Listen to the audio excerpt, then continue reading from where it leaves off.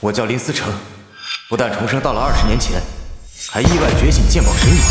上一世我穷困潦倒，这一世我要大富大贵。青花瓷赝品，当前价值20块，20年后价值25块，5帝钱赝品。这双眼睛不但能鉴别物品，还能看到物品未来的价值。这千禧年正是古玩市场欣欣向荣之时，无数宝贝还流落民间，正是我大展身手的时候啊！哎，鸡毛掸子当前价值8万块，20年后价值10万。这什么鸡毛掸子能值8万块？哎，小伙子，来看看，我这好东西多着呢。原来是溥心的鸡毛掸子。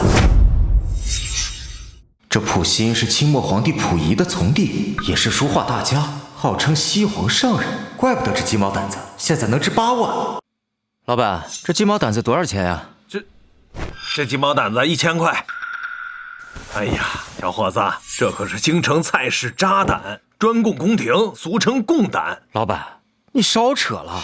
哎，你看这毛色又杂又乱的，还有这杆子是最普通的，跟你说的贡胆没半毛钱关系啊。哎呀，还是个内行。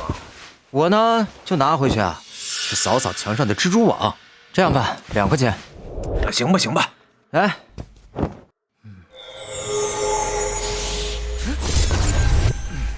我感觉身体内一股新的能力在孕育，难不成我的透视神眼还能吸收古董里的能量，让我觉醒新的能力？那我可要多找宝贝，看看能觉醒什么能力了。哎，老板，咱们这古玩市场哪家鉴宝行最大？小伙子，一看你就是外地人。这西京最大的鉴宝行非荣宝楼莫属啊！而且荣宝楼的老板娘还是个大美女呢。啊，行，谢谢啊。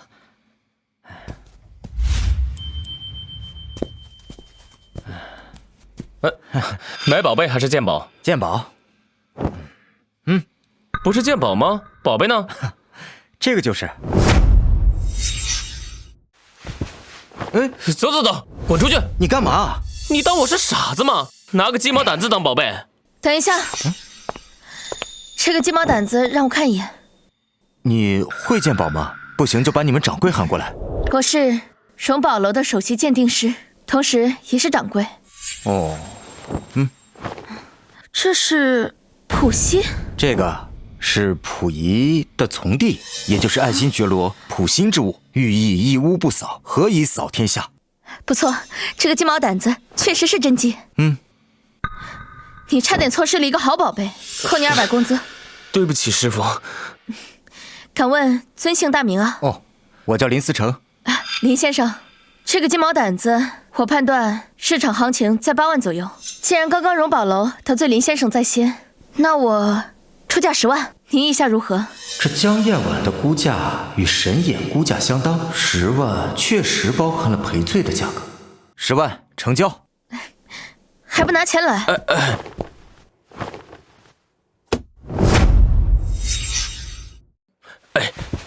这是10万现金。这真不愧是西京古玩市场最大的古玩店，这个年代一口气就拿出10万，可不是一个小数字啊。这个是我的名片，我不仅是荣宝楼的首席鉴定师，同时也是古玩协会的副会长。哎呀，原来是江会长，幸会幸会。林先生以后要是有任何的宝贝，都可以拿到荣宝楼来，我绝对会给你一个满意的价格。好。这么轻松就赚了10万，这个时代的好宝贝真是多。再看看能不能淘到什么好东西。哎呦，小伙子，我看你骨骼惊奇，一定是100年难遇的练武奇才啊！这2本绝世秘籍便宜卖给你，5000块钱一本。古籍赝品，当前价格5块，20年后价格10块。老板，我看你还是留着自己修炼吧，我祝你啊早日成仙。哎，群芳线瑞碗真品，清代，当前价格100万，20年后价格1500万。这是康熙御制瓷胎画珐琅宫粉地群芳线瑞碗，20年后价格已经飙到1500万，这我必须拿下。哎呀，小伙子，就是有眼光，这碗可不一般呐，这碗可是打清朝王府里流出来的，可不便宜啊。这个老板呀，不识货。老板，这碗多少钱？你能给多少？100。哪有你这样给价的？至少1000，绝不还价。成交。来，你真不还价啊？哎，你说多少就是多少啊！我怕你反悔啊！1000块钱买了一个大宝贝。体内的能量又增加了，我感觉再有几个古董，我就能够有所突破了。哎，龙眼雕关公像真品，当前价值40万，20年后价值50万元。没想到还真有宝贝啊！通体紫红，颜色很深，却又透着一抹辉光，这绝对是有年头的呀！老板，你看我这刚花1000块钱买了一个碗，你这雕像便宜点卖给我得了，我送礼用。行吧，这关公像200你拿走吧。200块，这老板真是个大善人呀！来，好，成交。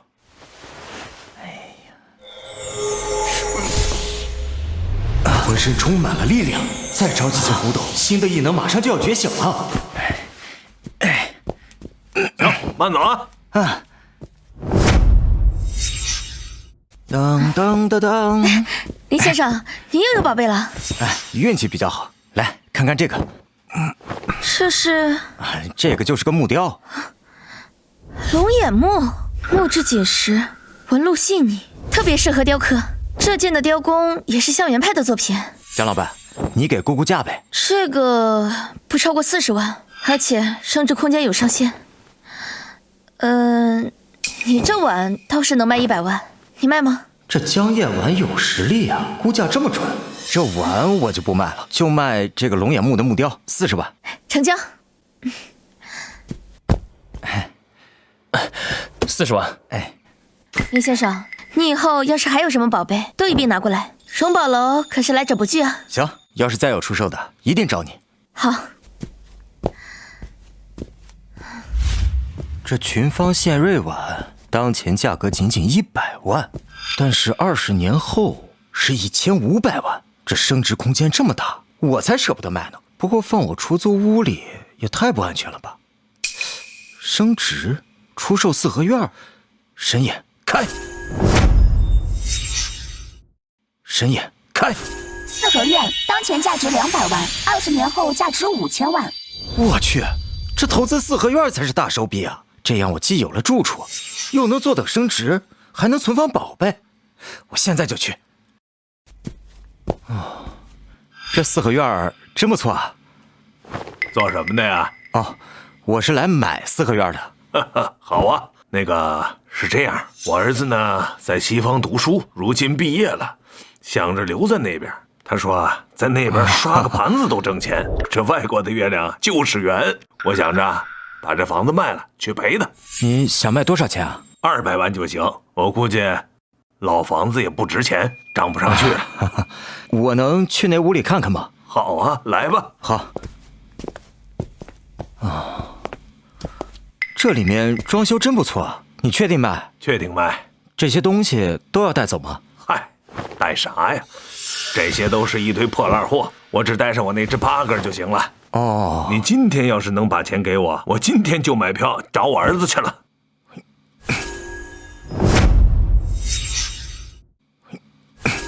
耀州窑青釉刻花提梁倒流壶真品，北宋，当前价格80万，20年后价格1300万。唐代刻花琉璃瓶真品，当前价格50万，20年后价格56万。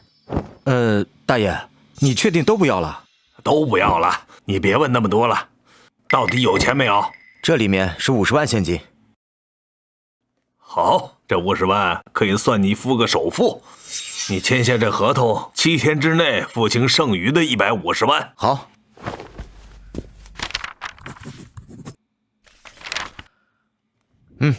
终于可以去西方享福了。真是败家呀！这以后怕是要后悔死了。这儿呢，就作为正房，这个正房我就作为收藏室，旁边的厢房就作为卧室，完美。哎呀，这第一件藏品呢，就是群芳献瑞碗；第二件耀州窑青釉刻花提梁倒流壶，还欠着大爷150万尾款，7天之内就要还清。先把这琉璃瓶卖掉吧。林先生，你又来了。有好宝贝肯定来这里啊！来，这竟然是唐代的刻花琉璃瓶啊！姜老板，好眼光。林先生，你这2日又是鸡毛掸子，又是木雕，现在又拿唐代的刻花琉璃瓶，是不是倒斗的？我哪会倒斗啊，就是运气好。我就开个玩笑。这个琉璃瓶50万，成交。给50万。还差100万就能凑齐剩下的钱了。哎，林先生，你要是后面还有什么宝贝不方便携带的，可以直接给我发信息，我带人上门收购。好，再去古玩街看看，能不能淘到值钱的宝贝，凑齐这100万。都走一走，看一看啊，都是好东西。这么多人啊，都是茶具啊。没错，我这里卖的都是茶具，什么茶壶啊、茶杯啊，各种都有啊。只不过路过了这个村，可就没这个店了啊。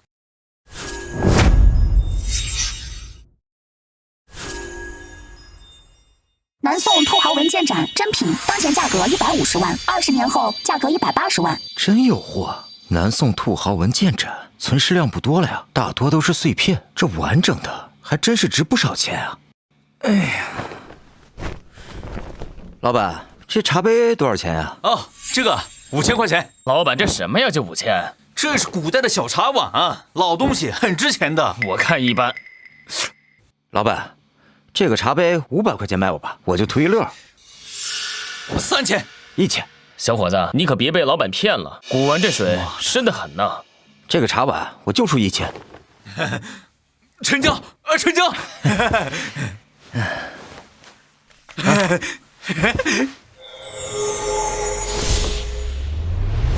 新的能力觉醒了，感觉体内充满了无穷无尽的能量。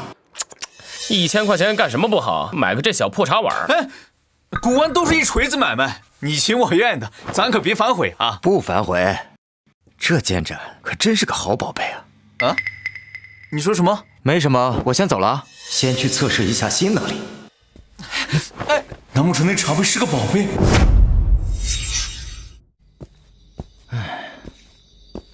神眼，开！哇，没错，就是这种感觉。哇！我真没想到，吸收了古董的灵力，竟然能让我一拳打爆巨石。大姐，什么人？我们终于找到你了。哼，谁派你们来的？受人之托，揪出你那个剑斩。哦，原来是那个古玩老板找来的，真够黑的呀！看见宝贝就抢。废话少说，在我的神眼之下，他们的动作也太慢了，就这本事还想打劫我？大哥，嘿嘿。喂！哎呀，耽误我时间。哇，不过这神眼的力量是真好用啊，以后再也不怕无赖动手打架了。可是，像这种瓦当壶，可是可遇不可求的宝贝，那其他2件怎么办？林思成，你一定要帮一下荣宝楼。如果你这次能帮荣宝楼渡过难关，那我愿意把荣宝楼2亿的股份都给你。是时候了，叶婉小姐，我一定会帮你的。你现在跟我来一个地方。去哪儿？去我的收藏室，走。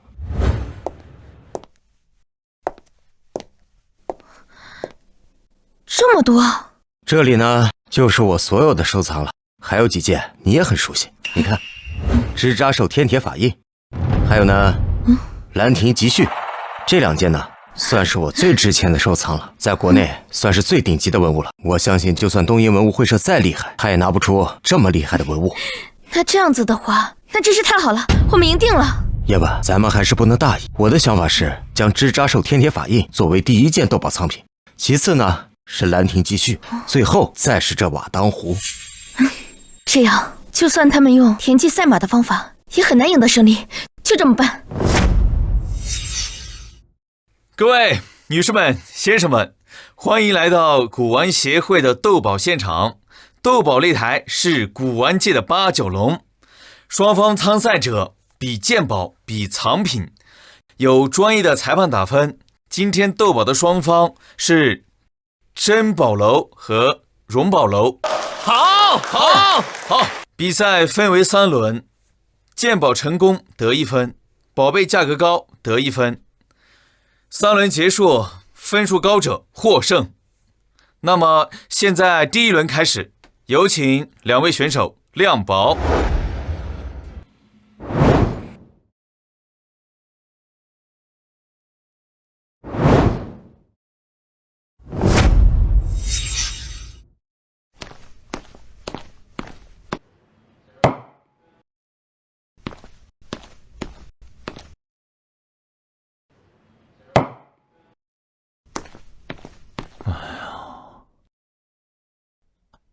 珍宝楼那个是什么印啊？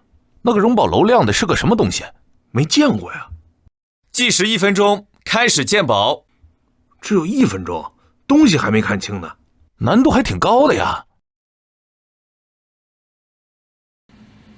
神眼开。汉倭奴国王金印，真品，当前价值600万，20年后价值6000万。东瀛奴王国金印都搬出来了。这个金印是华国汉光武帝赠送给东瀛奴国王的，当前能值600万，20年后至少6000万。能够胜过支扎兽天铁法印的并不多，但这金印就是其中之一。时间到，下面请荣宝楼发言。这珍宝楼的第1件藏品是东瀛奴王国金印，这金印是华国汉光武帝赠送给东瀛奴国王的。这上面的篆文是分3列，以英文刻的，东瀛奴国王。回答正确，荣宝楼得1分。下面请珍宝楼发言。荣宝楼的这件印，我不知道是什么。这是密宗至宝支扎兽天铁法印。怎么，你们珍宝楼的鉴宝师这都不知道？你天铁法印估价500万，东瀛奴国王金印估价600万。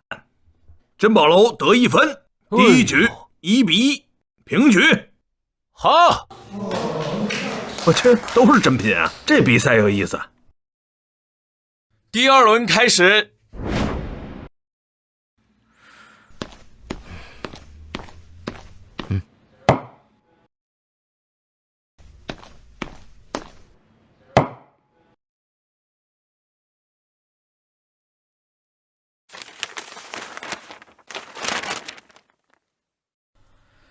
计时1分钟，开始鉴宝。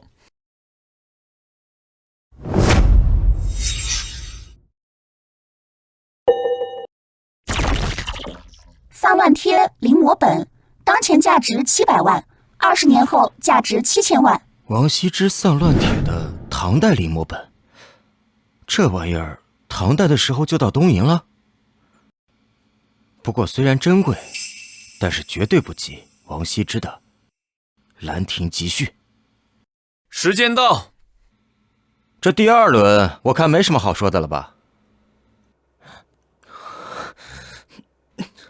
珍宝楼的这件是丧乱帖的唐代临摹本。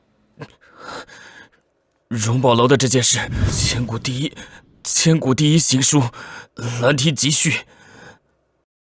哇，这就是《兰亭集序》的真品，百闻不如一见。我宣布，第2轮，荣宝楼得2分，珍宝楼得1分，荣宝楼3比2领先。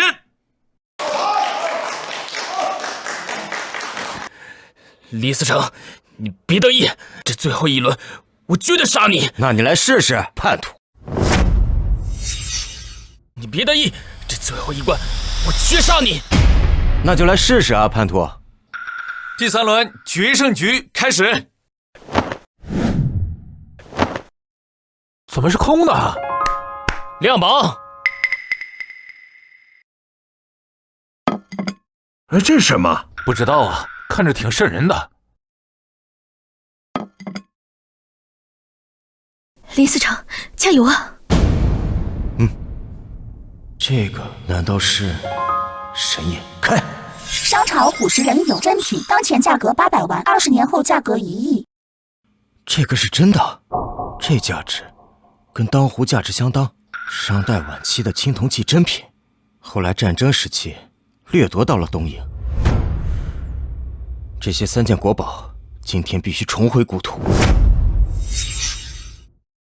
时间到，下面请珍宝楼发言。荣宝楼这件是曼生瓦当壶。李思成，你肯定不知道我这是什么吧？珍宝楼的这件是商朝虎食人俑，那是什么？我不知道。这你都知道？当然认得。我宣布，双方藏品价值相当，本局各得2分，总分5比4，荣宝楼获胜。恭喜恭喜恭喜！不可！根据赌约，你珍宝楼要将50件藏品流入市场，并且这3件藏品都归我。愿赌服输，抛售藏品。整个古玩界的人可都看着呢，你们珍宝楼该不会是想耍赖吧？诸位，今天呢，我想告诉大家一个真相，这王彪是我们华国古玩界的叛徒。诸位，今天呢，我想告诉大家一个真相，这王彪是我们华国古玩界的叛徒。他们珍宝楼早就已经外强中干了，所有的藏品都被这王彪卖给了东瀛文物会社。这个组织啊，就是来咱们华国来抢夺文物的。狗汉奸！你所言属实？当然属实。你胡说！你有什么证据？证据？这3件藏品就是证据。这3件根本就不是你们珍宝楼能拿得出来的，他们要么是古代时华国赠予东瀛的文物，要么是近代从华国掠夺到东瀛的文物，可都是国宝。之前我确实没有听说珍宝楼有这3件藏品。王彪，你与外部势力勾结，想破坏华国古玩界，我是绝对不会允许的。你胡说！这3件全都是我买的，只是我暂时隐藏起来了而已。无所谓啊，反正呢，这3件藏品已经归我了，你还是等着东瀛文物会社和那些老板找你算账吧。你们别忘了，他们荣宝楼垄断市场，那我们才不愿意跟叛徒为伍。王彪，还不束手就擒？不可能！荣宝楼万岁！荣宝楼万岁！荣宝楼万岁！荣宝楼万岁！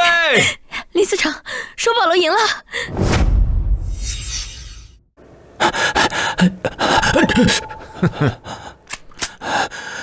你还跑？你非但没让荣宝楼把文物吐出来，还把我们东瀛的文物宝贝带了进去，不敢！真是赔了夫人又折兵。别开枪！别开枪！我还有办法。说。我们今天晚上可以去荣宝楼把宝贝偷出来。今天他们获胜，一定会放松警惕的。真的？真的，这是你最后一次机会，如果这次机会再失败，你就等着切腹自尽吧。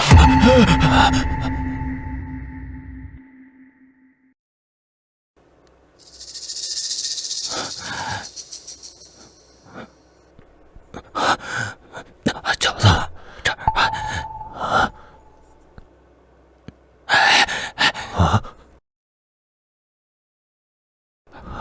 宋先生，游戏全都搬走。好。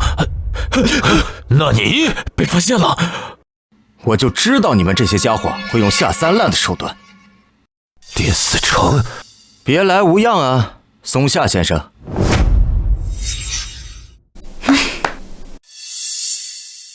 林思成，承认你比我厉害，但就算是你击败了我，又能怎么样？东瀛文物会社会派比我更强大的人来。比你更强大？你们一个区区的小鉴宝行，也想跟我们世界文物收藏组织作对，痴心妄想。他说的没错，斩草必须除根，否则荣宝楼和华国古玩界永无安宁之日。那我就亲自去一趟东瀛文物会社。松下先生，想必东瀛文物会社文物很多吧？单单是你们华国的文物就有几十万件。几十万件，那要值多少钱？带我去。你什么意思？带我去东瀛文物会社。不可能。嘿嘿。玉坠当前价值30万，20年后价值40万。这玉坠不错呀。你干什么？嘿，看不出来啊，打劫劫匪。哎呀，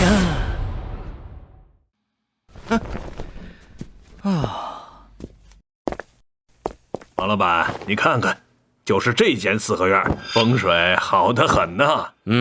不错，不错。哎，干嘛呢？这不是王老板过来看看这套房子吗？这我已经买下了，而且我已经给了你50万了，我还差150万就能结清了。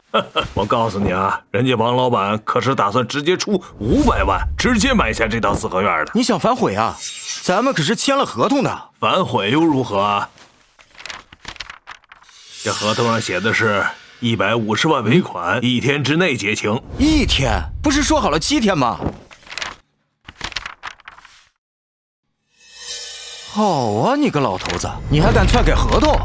今天你要么拿出150万，要么收拾东西滚蛋。你好，你这个老头够阴的，150万是吧？看来今天得把它卖了。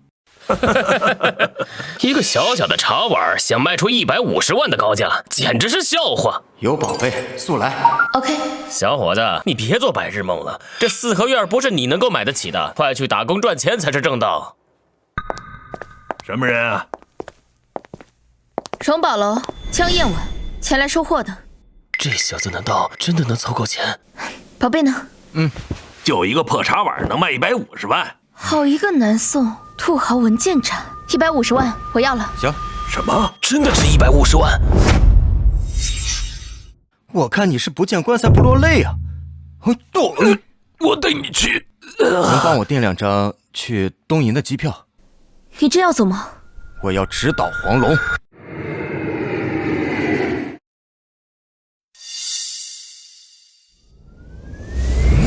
罗甸紫檀5弦琵琶真品，当前价值1000万，20年后2亿。罗甸紫檀5弦琵琶，香消卧游图真品，当前价值1500万，20年后3亿。香消卧游图，全都是宝贝啊！未来都是2、3亿的藏品，流落至此，太可惜了。有什么事情吗？我们来调货。他是谁？我怎么没见过？这我是松下的客户，来提货的。票据啊，好，搬货。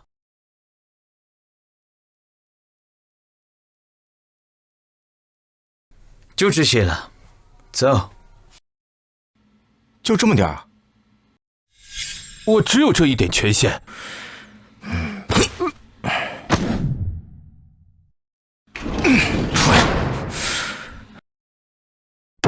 什么人？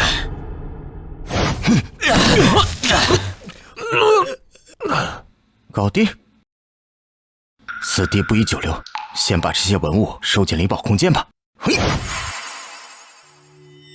光这文物的价值就已经上亿了吧？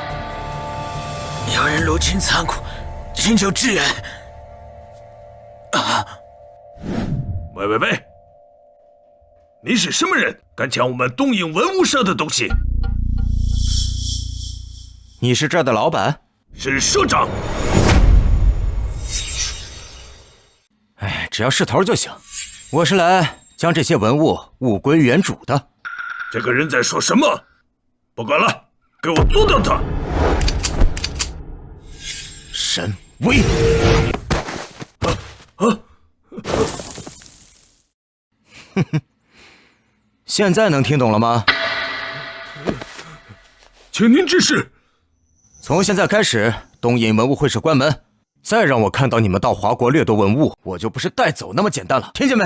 嘿！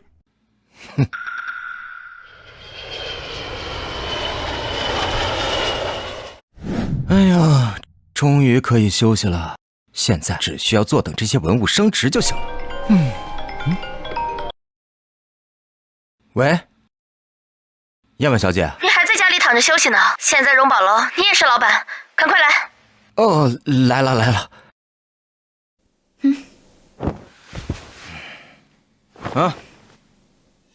150万尾款结清了啊！赶紧拿着钱找你儿子养老去吧。这真的凑齐了150万。既然这四合院已经卖出去了，那我去找其他的房子了。王老板，王老板，我其实还有一只八哥，你要不要啊？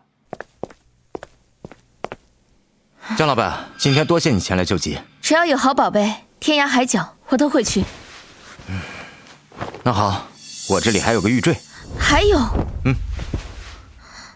这个值30万，但是我今天出来只带了150万，剩下的你跟我去荣宝楼取。好。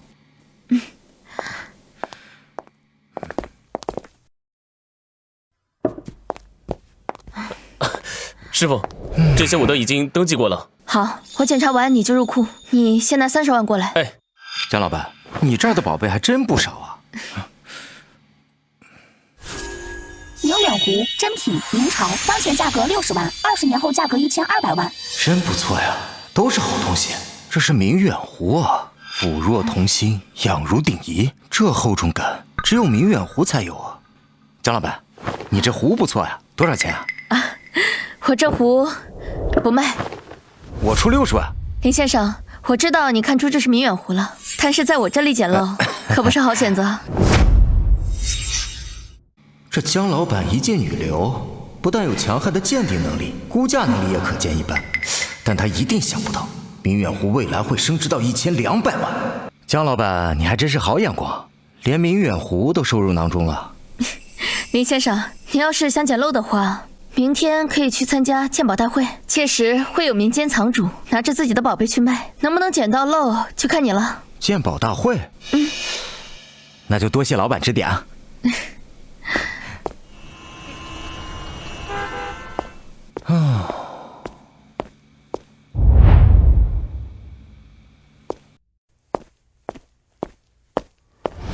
这可是好东西啊，正儿八经的清代青花瓷，祖上留下来的。要多少5万？5万？要不了。就是啊，我看这最多就值3000。青花瓷罐真品，元代，当前价值50万，20年后价值60万。不是清代的，是元青花，拿下绝对准。各位啊，真心想要3万，不能再少了。老板，3万我要了。老板，3万我要了。哎，好，3万你敢要？你看这青花都不是真的。就是啊，这老板说是祖传的，故事谁不会编啊？3万风险太大了。你这，3万我要了。我就喜欢这款式。小伙子，还是你有眼光。是我先来的，我王彪先付的钱，当然是我的了。那你这不是明抢吗？什么明抢？我堂堂珍宝楼的鉴宝师，看中的就是这青花瓷的价值。我王彪这双眼就是神眼，只看真品。神眼？我倒要看看我们谁是神眼。怎么，小子不服啊？咱们比试比试。求之不得，比就比。好啊，那咱挑一个摊位，看看谁捡的宝贝好。要是你赢了，我就把我捡到的好东西和这个元青花一起给你；要是你输了，就跪下来给我磕3个头，说王彪是最强的鉴宝师。可以，我透视神眼在此，还怕你不成？那就那个吧，13号摊位。好。嘿，有人比捡漏，走，看看去，走。两位要点什么？随便看看。那行，那你们随便看看啊。哎，老板，这个怎么卖？老板，这个怎么卖？这个砚台可是有年代的，1万块。500。要不再涨点，3000。1000。给你了。哎。神眼，开！明代御赐鱼形砚真品，当前价格40万。明代御赐鱼形砚，这珍宝楼的鉴宝师还是有两下子的。哎，乾隆多色釉大瓶真品，当前价格60万，20居然是年后价格乾隆多色釉大瓶，用它当咸菜罐子，着实可惜。价值60万，就选它了。哎，老板，这是什么？这是我家腌芹菜的缸子，我看它也有些年代了，就拿出来看看。500块钱，我要了。哎，行，500给。喏。哎呀，哇，神也升级了。乾隆多色釉大瓶数据。体型、材质，我现在可以看到物品的详细数据了。这两人捡的什么漏啊？看着一点都不值钱。一个破砚台，一个腌咸菜罐子，送我都不要。怎么样，准备好跪下，给我认输了吧？这么自信，那就你先亮宝吧。好，各位啊，这是明代的御赐鱼形砚，这下面刻有玉印，鱼形顺滑，活灵活现，而且这材质为水云母泥制石板，材料也是上等的绿石啊。真的假的？这看着怎么是黑的呀？哼，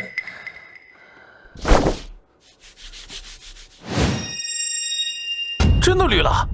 天哪，这是明代御赐鱼形砚。这王彪有两下子啊，这小伙凶多吉少啊！我这明代御赐鱼形砚呢，价值40万，你还不认输？厉害呀，厉害啊！但是比我这件呢还差点。厉害呀，厉害啊！但是比我这件呢还差点。不可能吧？是啊，这怎么看也不可能。人家可是40万。就是啊，那老子今天倒是要看看你这宝贝真有那么好。大家来看啊，平敞口，竖颈，颈下见广，瓜棱腹，圈足外撇，颈部两侧为贴金彩魁形耳。腹部是12个霁蓝地描金开光，底部制大清乾隆年制6字款。此物为乾隆多色釉大瓶。真的假的？这了不起了！真行！什么？这真的是乾隆多色釉大瓶？我竟然会错过这样的宝贝！怎么样？我这宝贝啊，至少值60万。王彪还不认输？这泡菜坛子居然值60万！没想到这小小的摊位上，竟然出现2件价值连城的宝贝啊！怎么，大家伙都看着呢，你想耍赖啊？大家伙都看着呢，你想耍赖啊？啊？哎，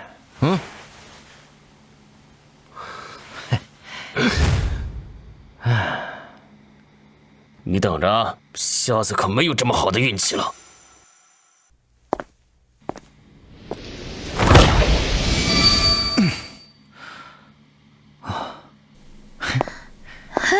林思成，你也来了。姜老板，你怎么来了？我怎么不能来？就选你淘到宝贝啊！是荣宝楼的姜老板啊，真是个大美人啊！嗨，这元青花不错，你小子运气就是好。居然还有明代的御赐鱼形砚，乾隆多色釉大瓶啊！这些呢，是我刚才跟珍宝楼的鉴宝师比赛赢来的。珍宝楼的鉴宝师向来霸道，他们仗着自己的能力，在古玩界欺负他人。你赢了他，也算是除暴安良了。你得到这样的好宝贝，可一定要来荣宝楼，我一定给你开一个你无法拒绝的价格。我一定给你开一个你无法拒绝的价格。现在手上的3件宝贝虽然值钱，但是未来升值空间有限，倒不如直接卖给姜老板。哎，姜老板，我这本来就是要直接卖给你们荣宝楼的，不如我现在直接给你。好呀，这元青花50万，鱼形砚40万，乾隆多色釉大瓶60万，一共是150万。成交。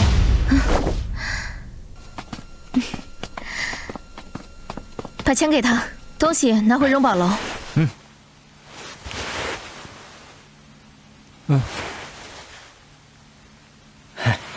荣宝楼的实力就是雄厚啊！160万的东西说拿下就拿下。哎，对了，一会儿呢，有古玩协会的会长陪同著名的文物修复大师一起过来，到时候他们要拍卖最近修复的瓷器，你可要帮我长长眼。姜老板，你眼光都这么好了，还需要我帮你长眼啊？你是我见过鉴宝师里眼光最好的。这姜彦婉连识人也这么独到，这话说的差点让我以为他知道我有透视神眼，那我就恭敬不如从命了。那我们去舞台那边吧。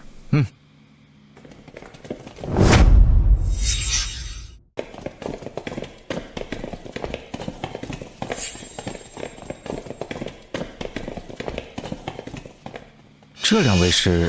左边的是关兴民，古玩协会的会长；右边的是庄真吉，是很有名的文物修复大师。他修复的文物可以说是和原品几乎一致，甚至还能够骗过碳十四检测。这么厉害啊！欢迎大家来到鉴宝协会现场，我是古玩协会会长关兴民。今天我向各位同僚隆重的介绍文物修复大师庄真吉。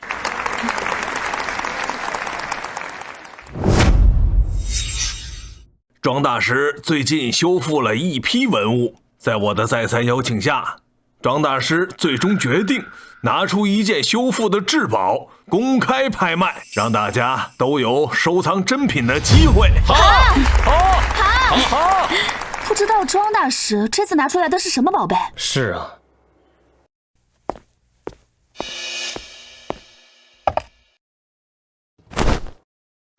哇，这是什么颜色？真是好看！素底白花海水纹眉瓶。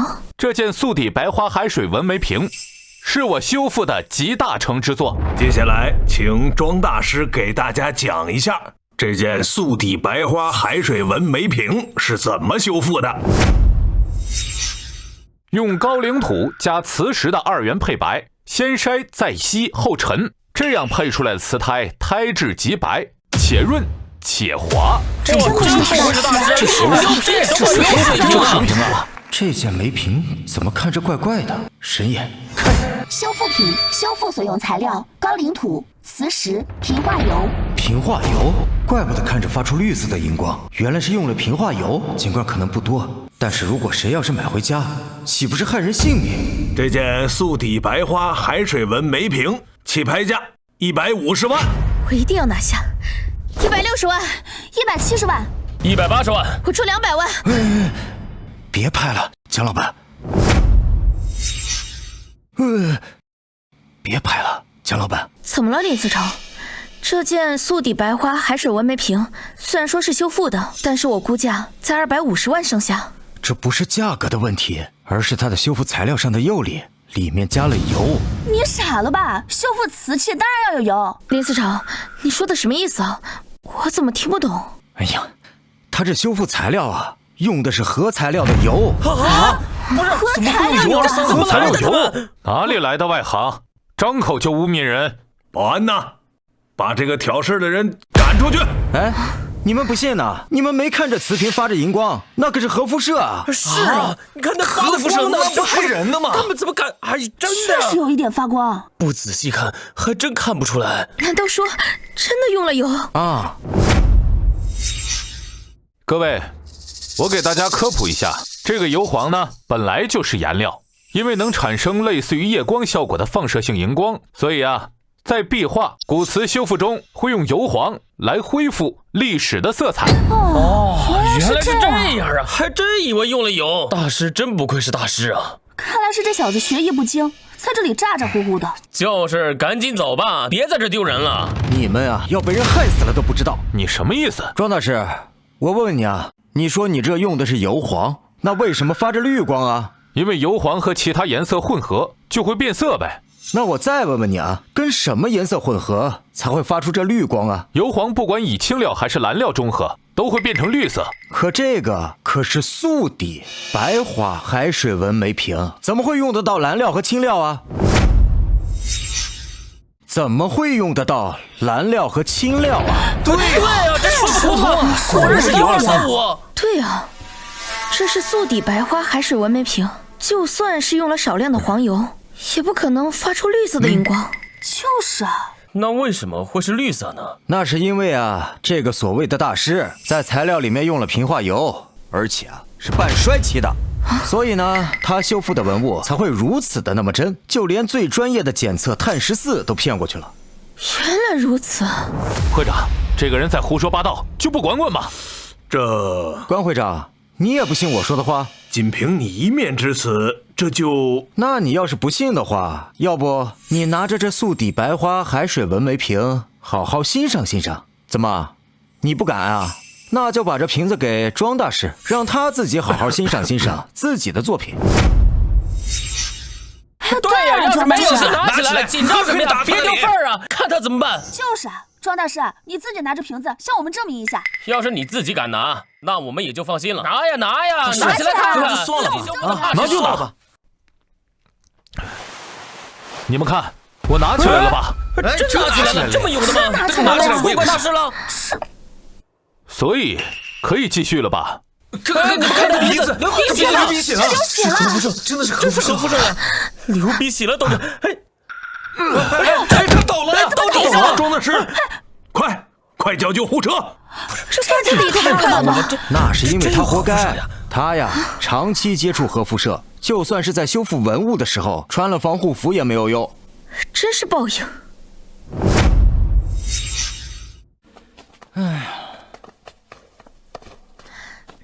林思成，这次真是多谢你了。要不是你，我就是买下梅瓶的人，到时候暴毙而亡的就是我了。哎，江老板，你让我帮忙，我一定是竭尽全力的。叫我燕婉就好。行。燕婉，你这是？你不是想要这个明远壶吗？那我就把这个送给你当做谢礼了。反正这也就是60万的宝贝。这明远湖20年后可是1200万呀！啊，燕婉，那我就先收下了。那就祝燕婉小姐生意兴隆。好。我这会儿啊，再去那个古玩市场去看看去。要是有好宝贝啊，我一定拿来荣宝楼。现在这市场上的东西倒是有些老古董，但是都不值钱，算不上宝贝。要是能碰到个从地底下出土出来的古董就好了。哎呀，对不起，你把我灯踢坏了，赔钱。哎呀，小姑娘，你怎么小小年纪就出来讹人呢？哎，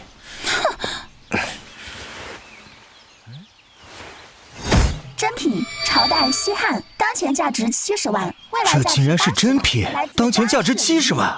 最重要的是，它来自张安世的陵墓。张安世是西汉重臣，麒麟阁的11功勋之一。最重要的是，今年好像张安世的墓还没有出世，难道有人盗了张安世的墓？小姑娘，你叫什么名字？这玩意儿是从哪儿来的？你问那么多干嘛？快赔钱。多少钱？2000。这孩子不知道这艳鱼铜灯的价值啊。现在能告诉我了吧？我叫李真，这个是我从家里拿的，我爸让我赶快卖掉。从家里拿的？你家还有吗？还多着呢。哎，小姑娘，带我去你家，这东西啊，我都要，有多少我都买了。真的？那你跟我来吧。好。爸，我回来了。女儿，东西卖掉了没有？卖掉了，而且这个大哥说要买下咱们家所有的东西。叔叔好。你好。像这样的东西我都要了，你们这儿还有吗？本来还有一些，刚刚来了一伙人，全部买走了，给了5000呢。有人截胡了，5000块钱全买走了，这伙人一定不一般。那这些东西你是从哪儿得到的？那这些东西你是从哪儿得到的？那天夜里，我去给俺爹上坟，结果下雨把路冲坏了，我只能走小路。走着走着，突然就掉进了一个大坑，把我给摔的，现在屁股都还疼。但是我一看周围全都是一些古董，我觉得肯定是祖宗显灵赐给我宝贝了。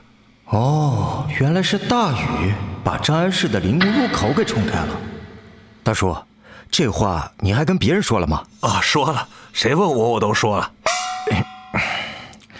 完了，盗墓贼恐怕已经在盗墓了，必须赶快过去。那地方在哪儿呢？就在城市南郊区那边。好，谢谢啊。这，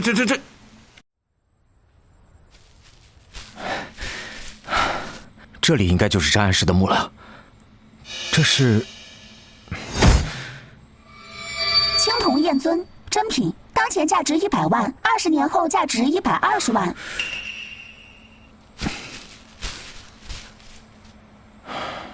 这是张安世墓中的青铜燕尊，价值100万的宝贝。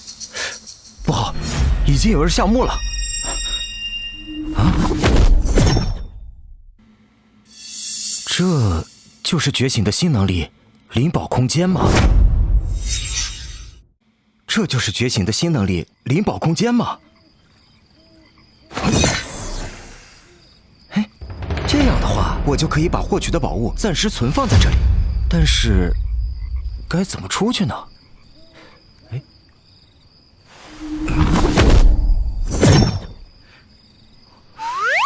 我去，原来是这样啊！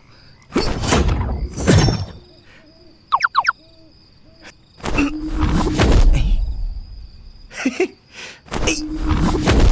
哎，哇，嘿，嘿嘿，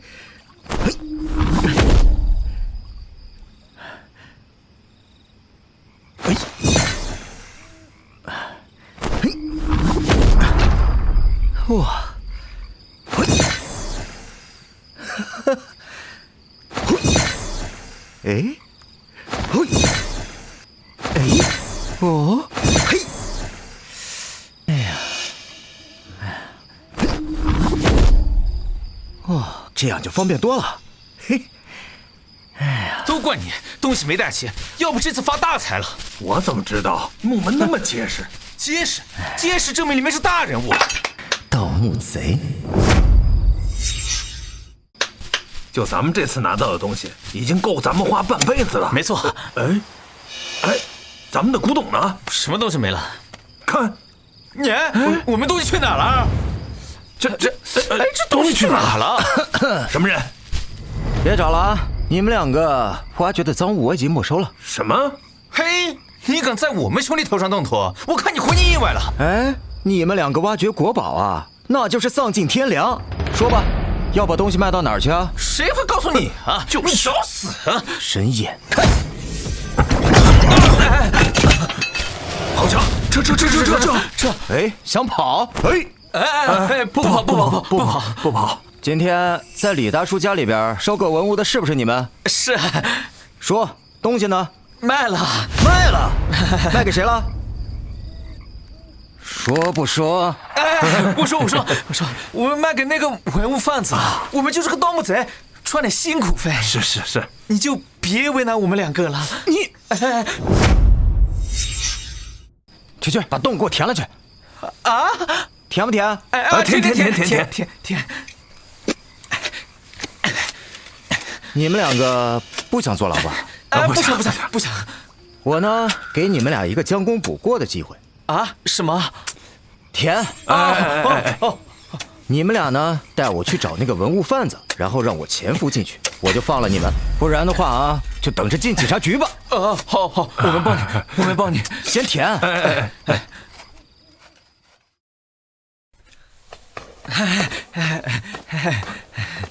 挖到好东西了？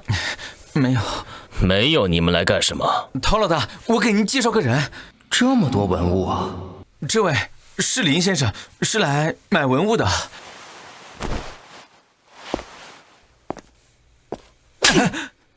混蛋！这里是什么地方啊？你竟然敢带着一个外人来这里！没。陶老大，别动怒啊！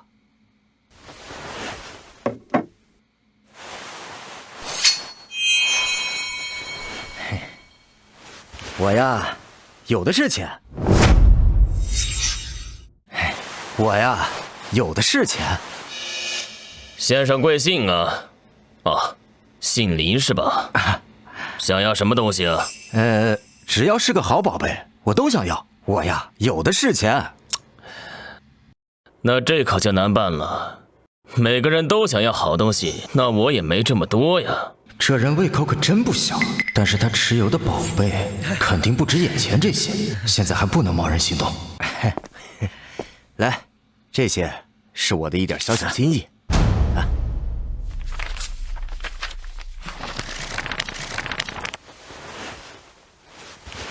好，你很有诚意，我就喜欢和你这种人打交道。但是规矩我先说一声，我们这个团队呢，家大业大，在海外也有很多的生意。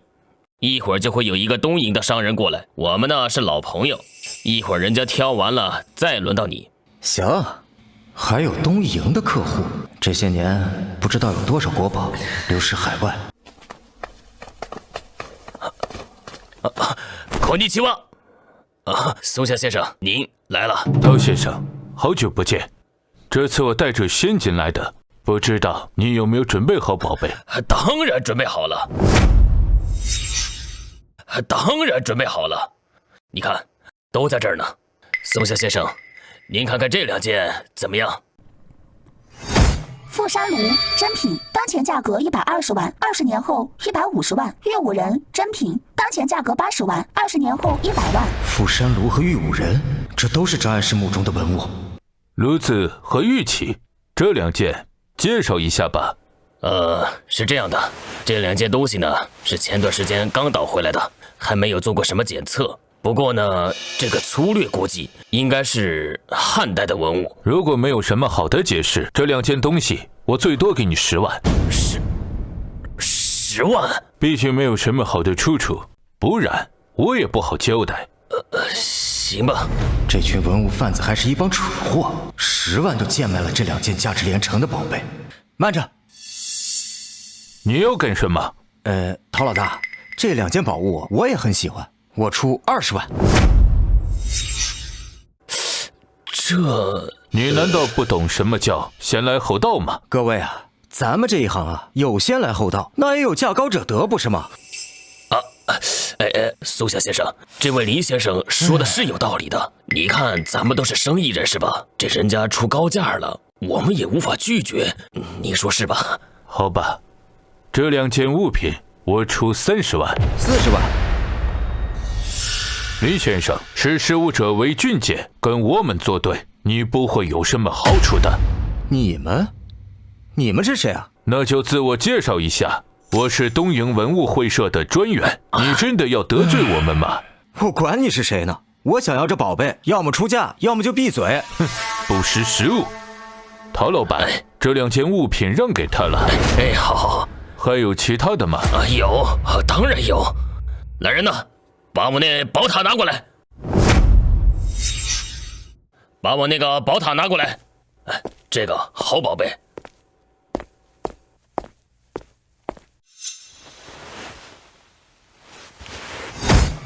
准提陀罗尼经宝塔真品，清康熙年间，当前传价值说中的准提陀罗尼经宝塔20年后价值竟然在这个1700万。文物贩子手里，未来价值1700万，这个绝对不能放走。2位请看，这个可是个好东西，这是我的镇店之宝，一般情况下我是不会拿出来的。今天呢，看2位竞价这么激烈，我也不能让2位空手而归呀，是不是？这个有什么出处吗？这可就大有来头了啊！2位请看，这可是清代的准提陀罗尼经宝塔，从上至下13层，顶轮、华盖、仰月宝珠、莲花塔刹，那是一样都不缺。关键是这塔身上还刻着佛教密宗的往生咒，也就是准提陀罗尼经。真是个好宝贝。松下先生，你们东瀛对佛教那是很有研究的，我相信这件藏品您拿回你们集团后一定会大受欢迎的。多少钱？这个嘛，200万，我要了。好250万。阁下，非要如此吗？要你管啊！我明白了，他是你找的托吧？苏夏先生，咱们可是老交情、老朋友了，我怎么可能找个托赚您的钱呢？我又走了，下次他不在的时候我再来。苏夏先生，行了，让他走吧。李先生，一共是290万，您打算怎么付款呢？陶老大，别着急嘛。还有什么宝贝，我都要了。没了，都在这儿呢。那行，那我现在就给你付钱。来。我砸肠子，干他！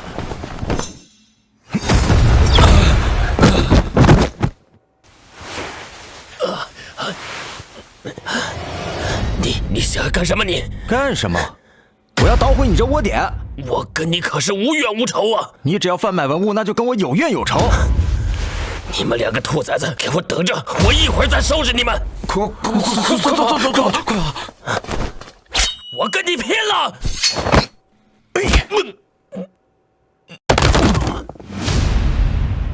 先把这些收到灵宝空间吧。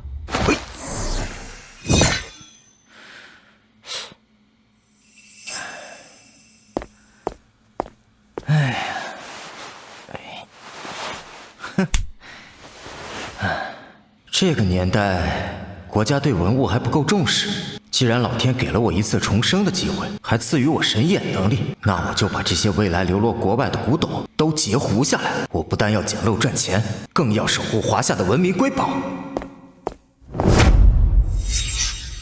哎呀，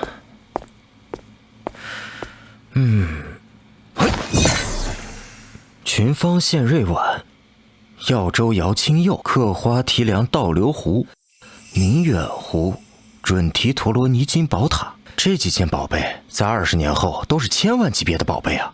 嘿，这4件宝贝都是张安氏墓中的宝贝。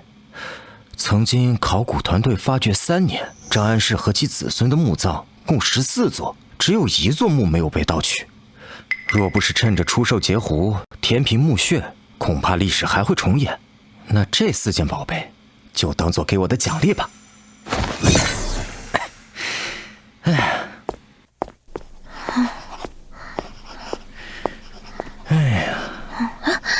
林思成，你来了。你忙着呢。你来了，我就不忙了。又带什么宝贝了？看看你认不认得。这2件宝贝有点意思啊。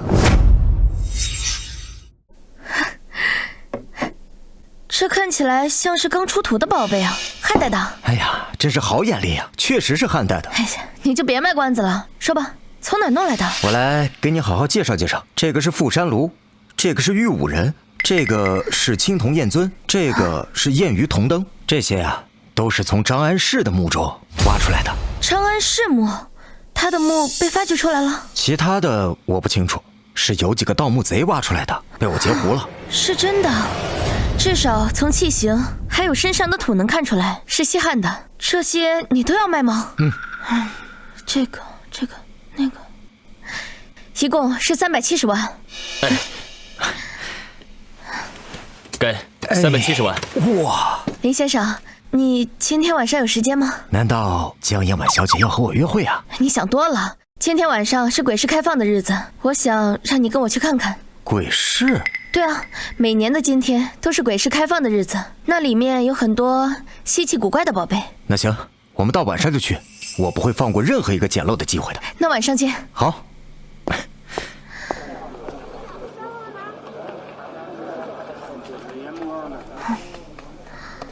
这里就是鬼市啊？怎么看着平平无奇啊？看着平平无奇，其实暗藏玄机。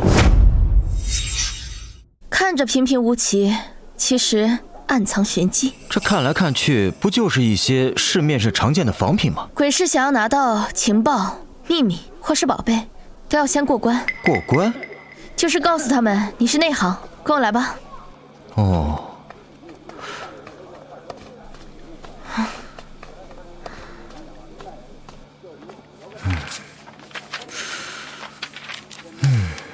老板，这些都是你画的？对，看看有没有你们喜欢的。我看这些也没什么稀奇的。你看看，他临摹的那幅画，是不是董其昌的那幅画？九峰含翠图残次品，当前价值200万，未来价值300万。这是董其昌的《九峰含翠图》，清代著名画家董其昌的山水画代表作，就连康熙皇帝都赞不绝口。不过这个已经被修复过了，只能值200万。怎么样，是不是董其昌的那幅画？你眼睛可真够尖的，这是董其昌的《九峰含翠图》，看着不是很真啊，难道贝尔分过？没错。老板，你临摹的这幅画怎么卖？这可是我传家的宝贝，想要100万。老板，你这都假话，怎么还卖100万？你想想疯了吧你？100万，我买了。100万，我买了。大家快来看，这真有个傻子花100万买假画。小姑娘，你花100万，你不会真的以为这是九峰寒翠图吧？老板，你卖不卖？你们识货，给你们了。还下100万，这钱给我多好啊！好。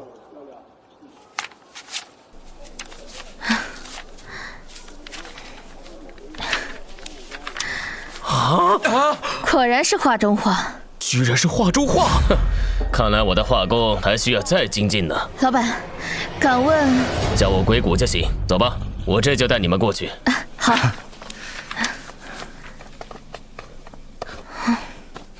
栾老板，他们过关了。鬼谷先生辛苦了。那你们聊，我就先回去了。这栾老板是个孩子。二位看看吧。栾老板，这是……今天有大货，你要是能看出来，就便宜卖你们。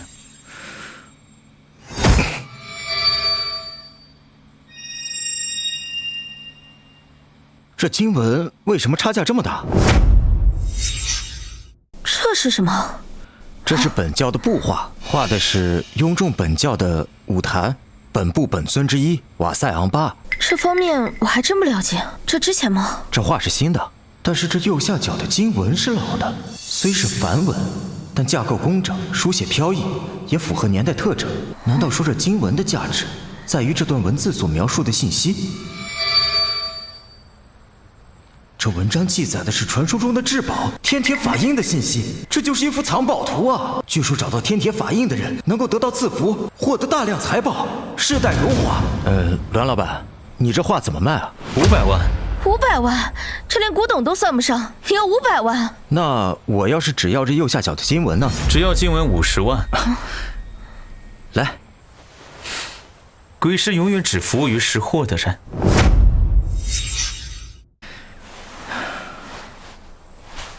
嘿，栾老板，你不卖了？货已经卖完了。要不他整个摊位上最值钱的就是这个经文。我看不出来这有什么特别的。你可曾听说过支扎兽天铁法印？我在书上看到过，那不是传说中的宝贝吗？早就失传了，没人知道在哪儿。这上面就是记录了这天铁法印的位置。真的，没想到你还会梵文。会，啊，一点点。这上面只是粗略的记载了一下，但是我觉得我们可以去尝试找一找。真的？去哪儿找啊？这上面的信息指向的是京城都冈楼。那我们明天就去找。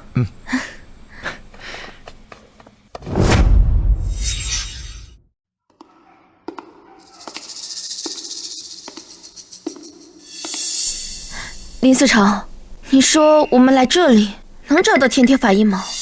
当然不能了，这都冈楼啊是以乾隆14年修建的，是密宗修持4部秘法所致。咱们啊得从这些接缝里面找到下半页经文。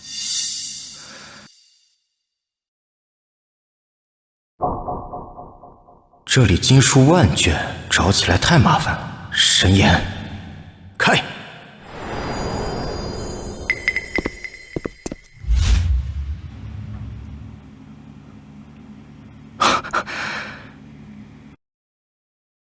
这古籍应该也值不少钱吧？找到了。这么快？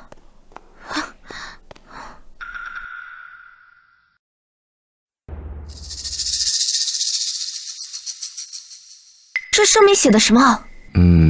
咱们估计要去青藏密宗寺。这么远啊？你不是说只要有宝贝，天涯海角你都去吗？我现在就买机票。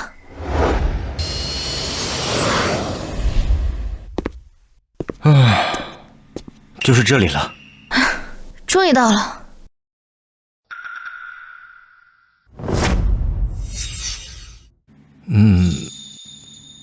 你好。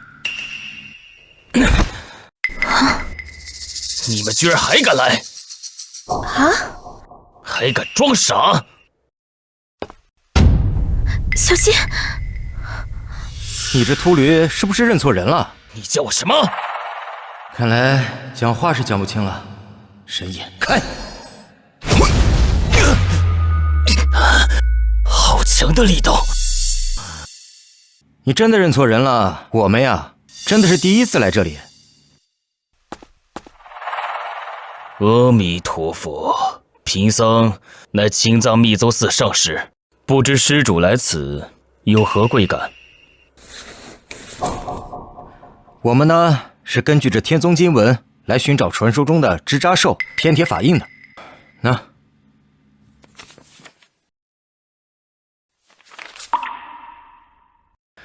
原来是这样。执此经文者可以得到法力，但是什么？因为战乱，前任上师带着法印离开了，后来了无音讯，所以法印早就不在寺中了。看来我们白跑一趟了。看来没什么办法了，走吧。但是最近倒也是有些传闻。什么传闻？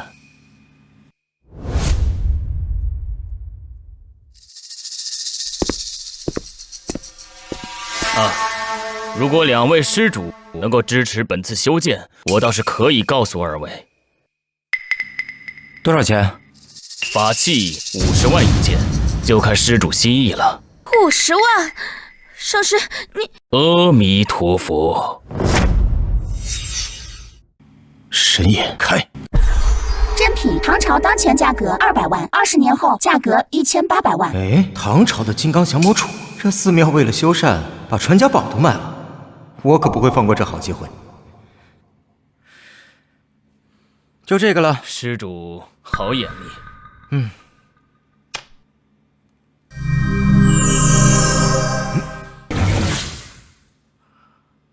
上师，你现在可以告诉我们了吧？最近有传言法印再一次现世，所以本地的黑帮盗匪多次袭扰本寺。这就是为什么你一开始就不分青红皂白的动手啊！阿弥陀佛，没错，法印现世的消息真假我不得而知，需要施主亲自去寻找了。施主手持4部密藏经文，注定会找到法印的，可以去西部的土玩界看看，或许会有线索。阿弥陀佛。这西方的古玩市场比我们那里冷清多了，不过这样也好，到时候我们去拿法印，就不会惊动本地其他势力了。上师啊，说这里会有线索，但是关键的是主要怎么去找。李司长，那个是不是就是法印？走，咱们去看看去。这法印是有些年头的。这么容易就能让我们找到？二位，看上我这法印了？这法印可是失传已久的支扎兽天铁法印，价值连城啊！老板，这法印多少钱？500万啊？500万？别惊讶呀，500万不贵呀，这可是密宗至宝。这东西至少是清代。你也觉得这是真的？年代是对的。神眼开。赝品清代当前价格20万，20年后价格10万。朝代是清代，但是是赝品。我明白了，这是个老家伙，应该是过去某个人按照正品仿制的流传到了现在，但是其样貌足以以假乱真，作为诱饵再适合不过了。怎么样，你们要吗？我要了。大哥，这东西是个假货，你要了？哼，小子，你还是太年轻。这法印的磨损、包浆，绝对是清代。就是，不懂别乱说。这可是正品。老板，这玩意儿啊，上面那个支扎兽，也就是老虎啊，都趴反了啊！真的吗？大哥，这东西就是一个老家伙，不值钱。原来是个老家伙。这样，那我不要了。我说，你们是来找茬的吧？自己不买，还不让我做生意？别呀，老板，谁说我不买了？这东西3000块钱我买了。3000不卖，就算是假货，我这也有年头的。5000不能再多了。拿钱，拿钱。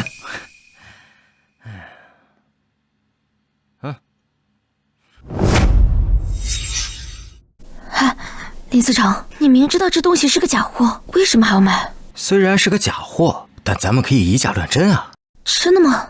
这个就是个诱饵，咱们带着它去这里最大的几个鉴赏行。如果真品现世的消息是真的话，就没有人会买咱们的赝品。可如果有人买下，就说明这个真品现世的事情是假的，咱们可以打道回府嘛。好一个以假乱真，我们走。哎，二位，欢迎光临茶哈珍宝馆，我是老板茶哈。二位是鉴宝还是收藏啊？出货，拿来看看。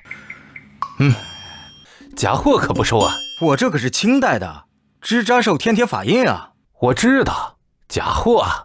你都没看？不用看，假货。不用看，你怎么知道这是假货？你难道没听说过这法印现世的传闻？哼，法印就是现世，也到不了你手里。老板，你是不会鉴定还是想压价？我不瞒您说，真正的支扎寿天铁法印在鉴定协会手里，而且明天晚上就在地下拍卖会拍卖了。你手上的怎么可能是真的？原来如此。哎，茶哈老板，我们怎么能去参加这场拍卖会啊？去了也没用，你们想拿到天铁法印，简直是天方夜谭。为什么？现在业内盯着这个法印的人太多了，而且黑道上的人也想得到它。我们做小本生意的就别惦记了，去了也没用。哎，无妨，我们二人就是去看看这法印的真迹，也算是得偿所愿了吧。我们珍宝馆跟协会好的都有门票，二位要想去的话，1万1张。居然要1万1张，等我去了拍卖会，一定要翻倍赚回来。行，老板，我要了。来，这个拍卖会的地址在门票上，祝二位好运。行，谢谢老板了啊。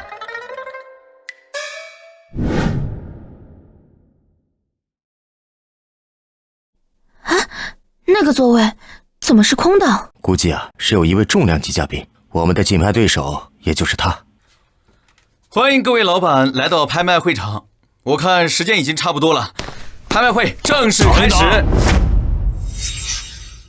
等等，哎，我说我们昆仑帮不来，你这些宝贝准备卖给谁啊？就是，不好意思啊，段先生，这时间到了，我们就开始了。嘿，你问问他们，没有我谁敢买？段先生，这机会人人平等。你找死是吧？担心老板，这拍卖会还没开始呢，怎么就发这么大火呀？消消气呀，消消气。你说呢？要不是你手快拿到了宝贝，我会来这里竞拍。别废话了，开始吧。好，那现在就开始。这个人好生霸道，而且他的目标很明确，就是为了法印来的。今天拍卖会有3件拍品，下面是第1件。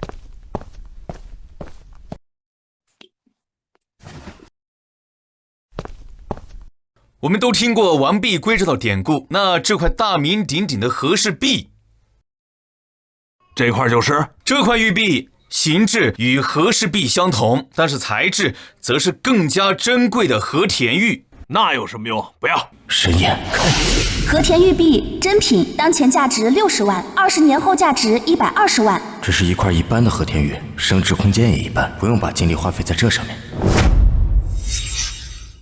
起拍价40万，50万，我出70万，70万1次，70万2次，70万3次，成交。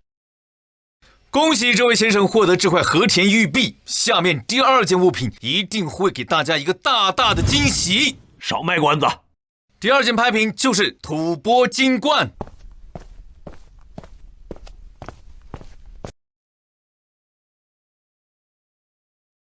神眼看，吐蕃金冠真品，唐代，当前价值200万，20年后价值2000万。吐蕃金冠居然是唐代吐蕃国的王冠，这王冠的主人是松赞干布。原本他的坟墓被盗了，金冠流失海外，没想到这一世在这里出现了，我要必须截获。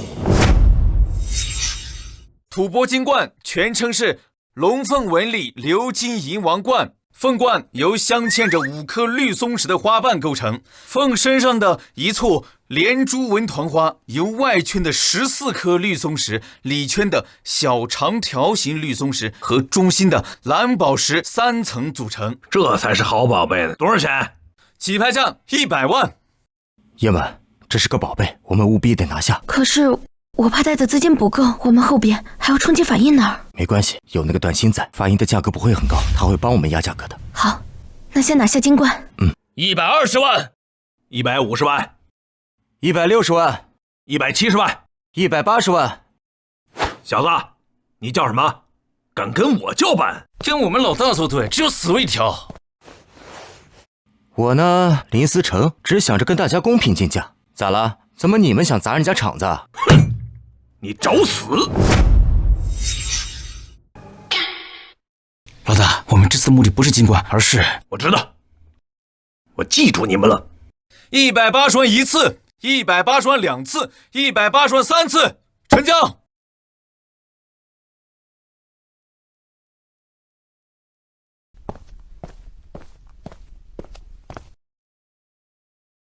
2000万到手。今天最后一件拍品，我想大家已经等不及了，就是传说中的支扎兽天铁法印。支扎兽天铁法印居然在这里，好想一睹真容啊！叶问，我们苦苦追寻一路的法印终于来了。这法印我们势在必得。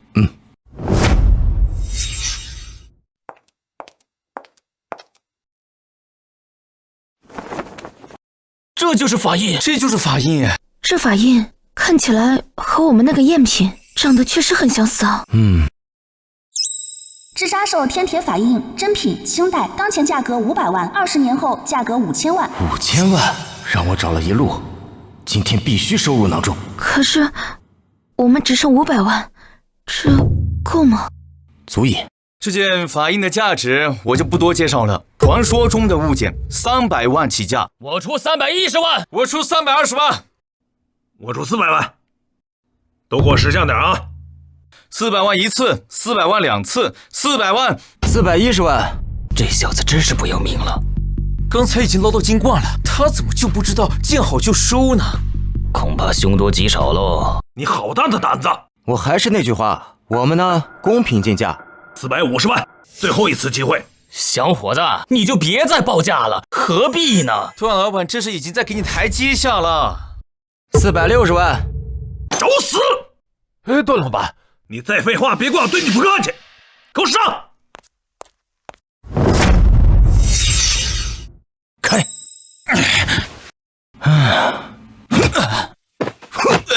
怎么样？还有意见？撤，快撤！好，打得好！小子，就冲你今天打败了段信，以后来我们店消费，我们给你打99折。那个没什么，我就是想和大家伙公平竞价嘛。继续吧。好，460万1次，460万2次，460万，成交。恭喜林先生，这件法印是你的了。终于到手了。但是我要提醒你一下，今天你得罪了段星，他绝对不会善罢甘休。无妨，他们不是我们对手。你们还是小心一点吧。这段星有一弟弟叫段阳，是地下拳场的拳王，实力非同小可。行，那就谢谢老板了。大功告成。这密宗至宝果然不一般啊！咱们得赶紧撤了，此地不宜久留。好，那我们现在就去机场。走。燕婉小姐只是去个卫生间，怎么还没回来？喂，燕婉小姐。林思成，救我！拿完宝贝就想跑，哪有那么容易？段星，你把叶婉绑哪儿去了？林思成，你听好了，半个小时之内带着法印到城南菜市场，不然的话，你敢动他一下试试？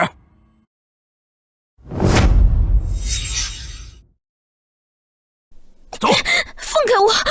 段星，法印在这里，你自己来拿。林司长，你给我听好了，跟我弟弟打一场，你要是赢了，我就放人质；输了，人质和宝贝都留下。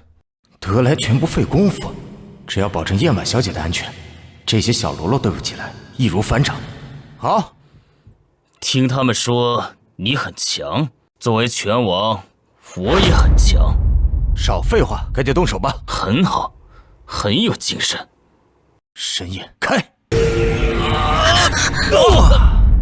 弟弟，就这地下拳王，还有谁想动手？我愿意交换人质，这才对嘛。走吧。可是那法印，那个是赝品，真的在这儿呢。不对呀，这法印不对，这是假货。林思成，你敢骗我？兵不厌诈嘛。我跟你拼了！上！嘿！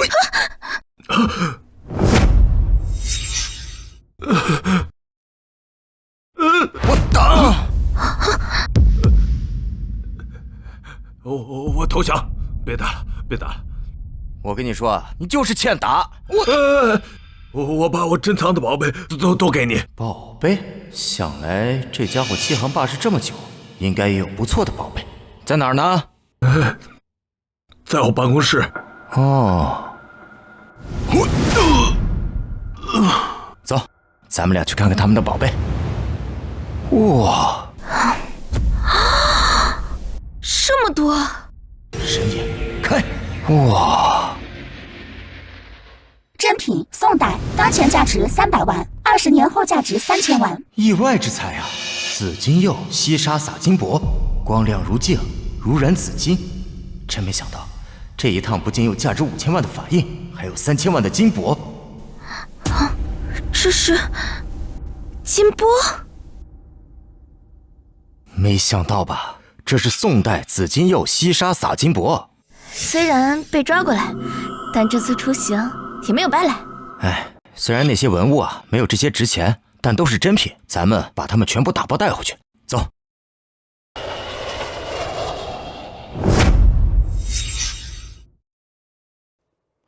哎，师傅，你们回来了。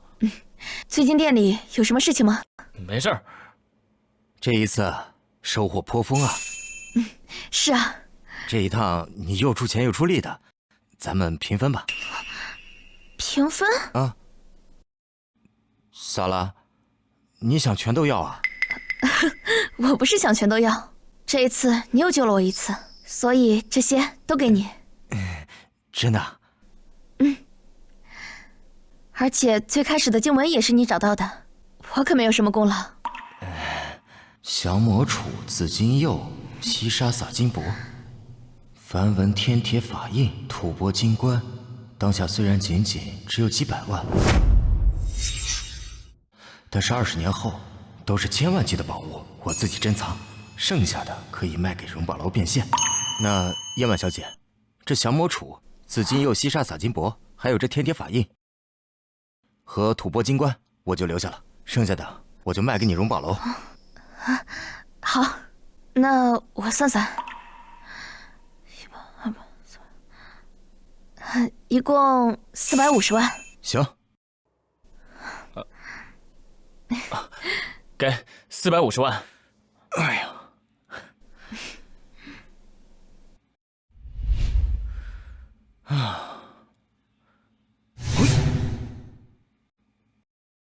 ，3000万，5000万。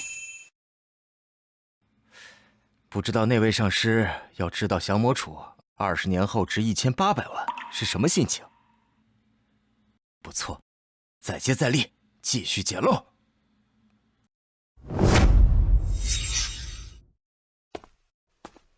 走一走，看一看了，慈禧老佛爷的扳指。神眼开！赝品塑料，当前价格10元，20年后价格1元。老板，你这塑料做的，算了吧。来来来，看看周朝的青铜器。上周的还不错。我是当年永乐大帝的19世孙，这是我家传的永乐大典，珍品不贵，100万。永乐大典全页都有11095的呢，你这恐怕连个目录都不够吧？哎，看来呀，今天运气不行，啥都没有。哎，听说陈氏赌石坊在那边新开了一家新店，很出货的。走，我们去看看。赌石坊去看看。帝王绿，帝王绿，帝王绿！哎，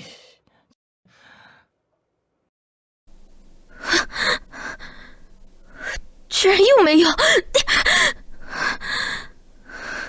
姜老板，别生气呀，这赌石可不像你们古董，这第一眼的感觉再准，是不是还要看运气呢？我看你们这石头里根本就没有。姜老板，你这话就是砸场子啊！你什么意思啊？我能有什么意思？但是您刚刚那话一说，我这新开的店以后生意可就没法做了。当我怕你啊？姜老板，看来您这是蓄谋已久啊！少在这胡说八道！我搞古玩的，对你这赌石，井水不犯河水，没想着砸你场子。姜老板，您可不能走啊！您这话往这一放，以后我这生意没法干了，必须赔钱。还想讹我？我开了10块玉石，一点玉都没见到。那说明你运气不好。我要是能开出玉怎么办？你要是能开出来，我给你100万。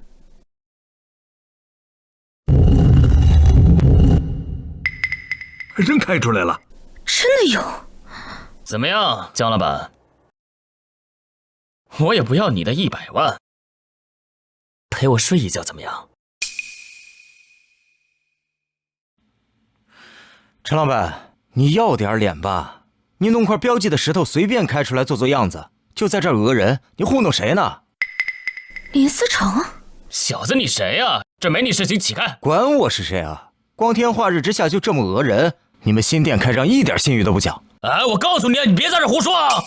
深夜，开！找到了。你干什么？一会儿就知道了。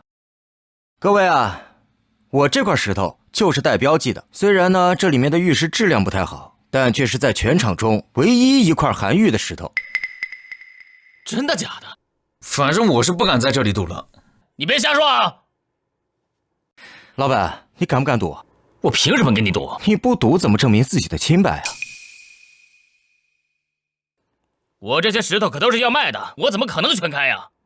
那我全包了。全包了？全包了？除了我手里这块，你但凡开出一块带玉的，我就按市场10倍的价格赔给你。如果没有了，你就赔我500万。另外呢，给江小姐啊跪下道歉，然后关门，滚出古玩市场。怎么，不敢赌啊？难道陈老板心里有鬼？对呀，这不就证实了剩下的石头里根本就没有玉。陈少，这些石头都是从库里拉来的，虽然没有做标记，但数量这么多，也能开出好东西。好，赌就赌，爽快，开始吧。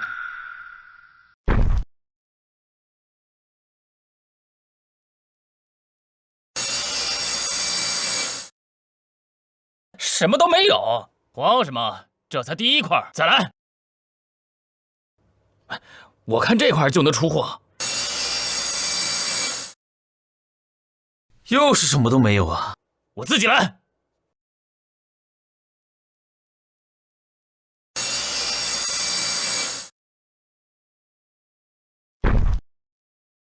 还是没出。这不还是没有吗？最后一块了。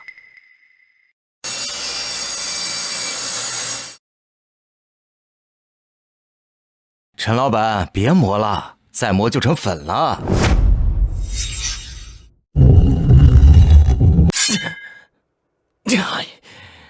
快他就叫陈老爷。好，真的一个都没有。好啊，原来你们这陈氏赌石坊就是这么欺骗顾客的。你他们派来的卧底吧你？我真不是卧底啊，我真是冤枉啊！这都确定都是库里的。对啊，真是库里的。哎，行了行了，陈老板，该兑现承诺了。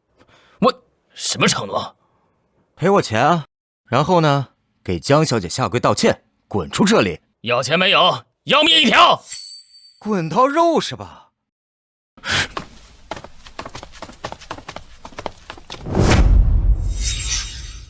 爸，是陈老爷。哎呀，看来这位就是赌石坊的真老板。别叫我爸！我让你出来开店是来锻炼一下，这才开业第1天啊！你把我陈氏赌石坊的声誉败得干干净净啊！不是啊，爸，是他们先找茬的。那这些石头都怎么回事？你给我解释解释！这可都是咱们自己的石头啊！给我住嘴！给我跪下！哎，请问这位就是荣宝楼的江老板是吧？幸会幸会。陈老板，今日之事，都是我教子无方，我代他向诸位道歉，对不住各位了啊！对不住，对不住。这陈老爷果然不一般，这么一个大老板，竟然能当众拉下脸面道歉。这位就是林先生吧？你的赌注我来赔。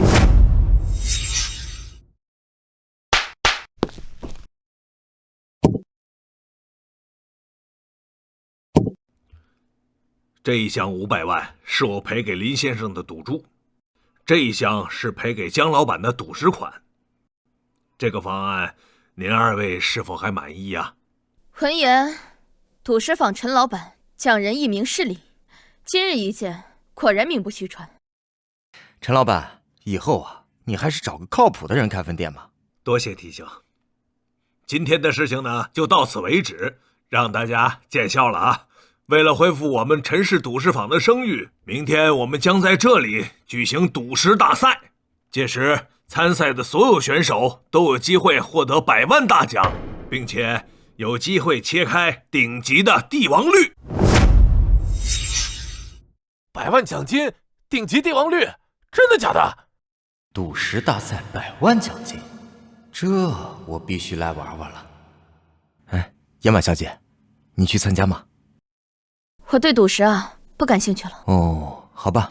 参赛的报名费是20万，大家如果谁想参加，现在就能报名。报名！我报名！陈老板，我也参加。好。赌石大赛的规则非常简单，每人只有1次机会，谁切出的玉石品质最好，价值最高，谁就赢。场上的玉石都是随机挑选的，没有任何人动过手脚，保证绝对公平公正。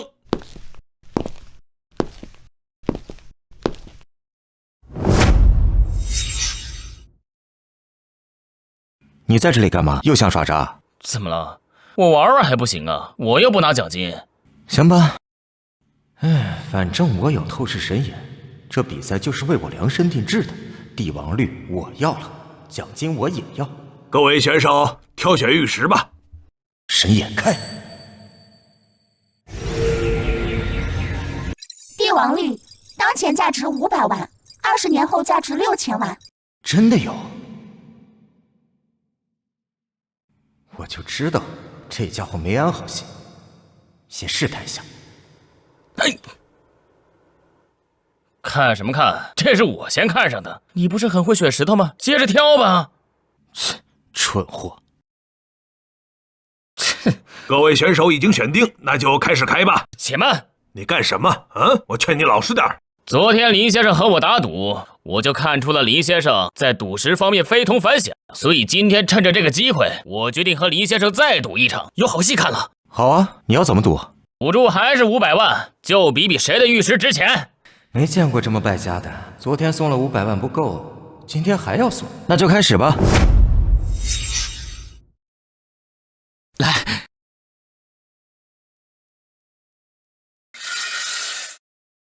，1号糯种翡翠恭喜回本了。回本了，但是争夺奖金没机会了。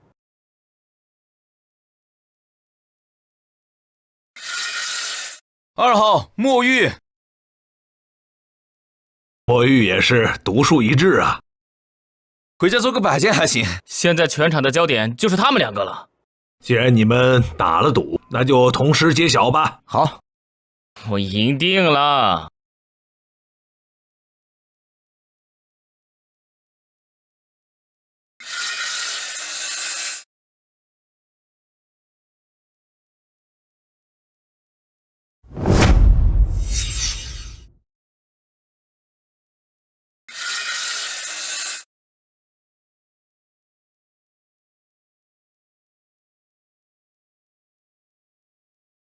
啊！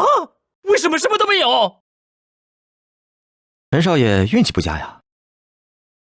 他这快看是顶级帝王绿。我去！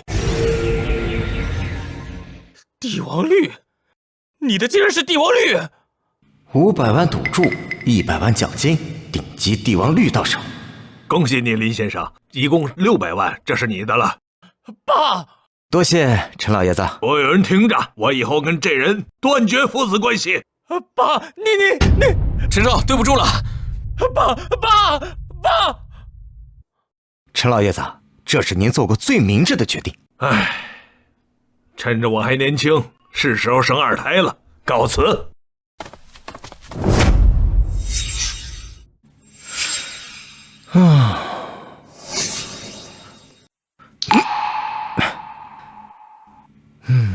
帝王绿翡翠价值6000万，现在是这些宝贝当中价值最高的，放到 C 位吧。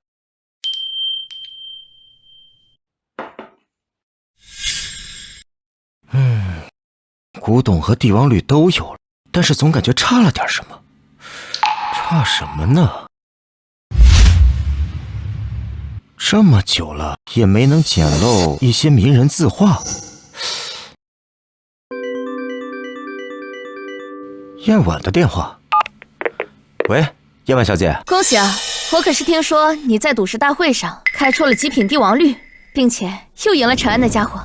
收拾他还不是顺手的事儿，正好把你出气。作为感谢，我打算带你去参加一场私人画展。私人画展？书画收藏家叶老70大寿，所以办的私人展览，外人可是进不去。什么时间啊？展览时间是后天下午，你帮我给叶老准备一件寿礼。就1天，时间有点紧吧？加油，我相信你。到时候我给你100万作为报酬。好吧。私人画展有意思，说不定还能让我得到什么名画呢。明天先去市场找找寿礼吧。老板，这个寿桃宝石多少钱？我做寿礼用。这个材质是红宝石的，120万。寿桃宝石玛瑙材质，当前价值20万。这老板可真是狠呀！行，那我要了。小姐，你都不砍价吗？红宝石差不多就是这个价格。这玛瑙的根本就不值。你小子谁呀？上来就打场子！你卖不卖的东西？不卖就走。小姑娘，别听他瞎说，这就是红宝石的。哎，你鉴宝很厉害吗？还可以。那你在这里挑选一件做寿礼，你会选什么？元婴寿碟真品，当前价值400万，未来价值420万。这是元婴寿碟，当年给乾隆皇帝80大寿的寿礼，这要是拿去当寿礼，正合适。要是我的话，我就选这个。这不就是一破纸片吗？对呀，你根本什么都不懂，在这里忽悠人家小姑娘。看来是你想要这块红宝石吧？原来是这样，你也太阴险了！好言难劝，该死的鬼！老板，那这破纸片多少钱？5块钱，给钱走人。哼，5块钱的元婴寿碟，乾隆要知道了，非得诛你9族不可。到底是谁不识货啊？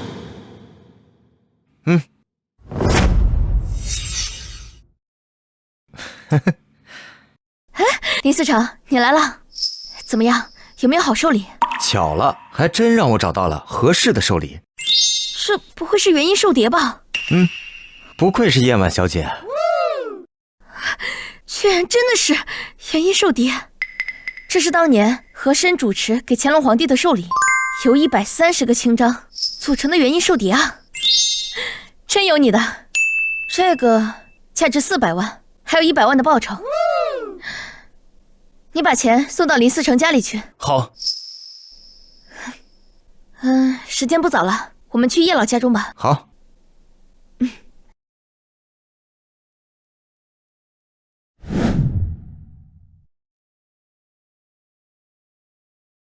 夜晚来了。叶老。哎，叶婉姐姐。叶雅，你从国外留学回来了？对。怎么是你啊？你好，你好，你好。那个寿桃宝石，我听叶雅说了，就是你提醒他那个寿桃的材质不对吧？可惜了，当时啊，应该多劝诫他一下。哎，你也别光说我啊，当时你挑选的那寿礼是什么东西啊？这我怎么相信你啊？你也挑选了寿礼？就是一个破纸片。这就是我们荣宝楼的寿礼，是委托林思成挑选的。就是这个东西。叶老，这个是元音寿碟。居然是元音寿碟，你们荣宝楼有心了，这可是乾隆爷的寿礼啊！叶雅，你错过了一件价值连城的好宝贝啊！哎呦，我怎么知道这东西这么珍贵？看起来其貌不扬的。林先生，你有一双好眼力啊！叶老，这年轻人可不简单呐！当初在鬼市可是一眼就分辨出我精心布置的双层画。鬼谷先生过奖了。把这个放到收藏室去。是。叶老，那位是？那梳头。哦，来，大家看看我的收藏吧。哈哈。来看看这幅明代画家仇英的《秋空翻燕图》。逢风十迥度，逐履乍争飞，真是好作品。让我看看值多少钱。神眼开。秋空翻燕图，赝品，当前价值100元，20年后价值50元。赝品。这一幅松溪吊艇图。吴兴公子观当代，雍也继之早擅长。这是元代赵雍的代表作。松溪吊艇图，赝品，当前价值80元，20年后价值30元。还是假的？这叶老不是大收藏家吗？场上的18幅居然全是赝品，这有问题。林先生，这怎么了？啊，没什么。这一幅你一定会喜欢。神眼开。兰亭集序，真品，当前价值800万，20年后价值8000万。这件是真的。王羲之的《兰亭集序》，我的镇宅之宝啊！叶老，您这里果然都是宝贝。这都是我毕生的收藏啊！叶老绝对是国内第一书画收藏家呀！过誉了。这里坐着的不乏识货之人，燕婉小姐的鉴宝能力也并非常人。看来大家都认为叶老收藏的是真迹，选择欣赏而没有去鉴别。或许正因如此，给了小人调包的可乘之机。必须找个机会把这个事情告诉叶老。叶老，方才我听说您有收藏室啊？啊，这个有。叶老不仅收藏字画，各种珍稀的古董也收藏了不少。我对这个稀奇宝贝啊特别感兴趣，不知可否一赏？叶老的收藏室也是你能进的。无妨，都不是外人，你们两个跟我来。子道，照顾好大家。是。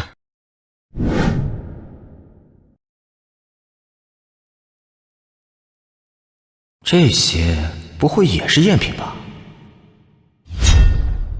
全部赝品。这里就是我的收藏室了，简直堪比荣宝楼了。荣宝楼是整个西京最大的鉴宝行，我这里怎么能比得了啊？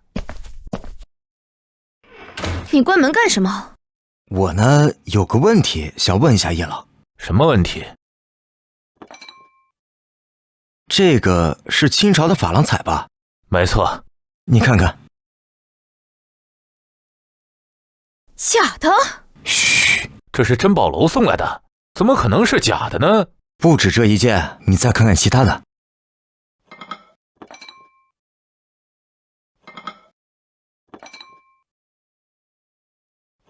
这些是假的。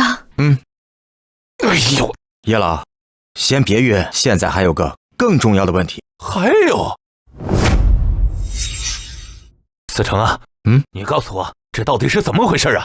其实啊，从我们这个秋空翻验图开始，我就怀疑这有问题了。你是说外面那些画全是赝品，没有一件是真的？只有那个《兰亭集序》是真的。里边这些古玩和外边那些画作，不少都名家所赠，而且有些都是我亲自送给叶老的，绝对是正品。怎么现在全都成赝品了？这就是蹊跷之处，我怀疑是有人调包。调包？叶老啊，是大收藏家，所以就算有人调包，不会有他人去分辨的。没错，就连我也没有注意到。而且这些赝品，其实看来都假得很明显。岂有此理！居然主意打到我的头上，我绝不会放过他。叶老，你先息怒，现在当务之急是抓到这个调包的是谁。思成，只要你帮我找到这个凶手，我奖励你1000万。你要是能帮我把宝贝找回来，我另有奖励。我一定全力以赴。林思成，看你这么胸有成竹，是已经有计划了？倒是有一计，但是要看叶老舍不舍得。但说无妨。既然这人想要叶老的宝贝，那《兰亭集序图》是叶老镇宅之宝，肯定是他最重要的目标。你要用《兰亭集序图》当做诱饵？没错，而且我要逼这个凶手今晚就动手。我怎么配合？我决定用荣宝楼的名义借《兰亭集序图》去展览1个月。我明白了，1个月之久，变数太大，一定会今晚就调包。咱们现在就开始。走。叶老的收藏室真是让我大开眼界啊！是啊，不输荣宝楼的收藏。我的毕生收藏都是拜好友所赠啊，与荣宝楼还是相差甚远呢。叶老，这荣宝楼下月计划做一场古董展览，我斗胆向您借一幅字画，您看。借哪一幅啊？《兰亭集序》。这林思成跟叶老并不熟悉，这么做有些过头了吧？是啊，这《兰亭集序》是叶老的珍藏，岂能轻易借给荣宝楼展览？李先生，这《兰亭集序》价值太高，万一出了什么岔子，怕是不好交代呀。就是，你也太放肆了。哎，无妨，是荣宝楼借《兰亭集序》，又不是林思成个人借，我想这也是燕婉的意思。没错，主要是想借叶老的宝贝撑撑场子，作为噱头吸引更多的外地商，繁荣我们本地的古玩市场。尽管拿去，无妨。也算我为西京的古玩界贡献了一份力量了。那我们明天就来拿。好，我看这时间也不早了，咱们就移步饭店吧。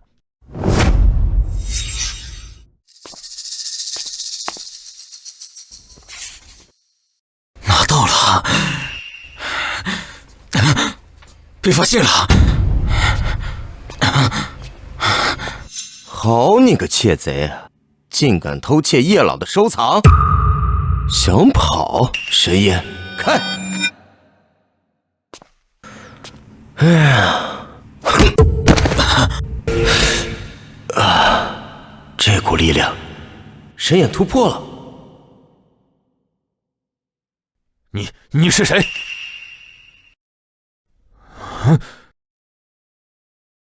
王思道，我待你可不薄啊！怎么会是你？叶老，要不是这个什么林思成把这件事情戳破了，我还会给你养老送终。但是现在，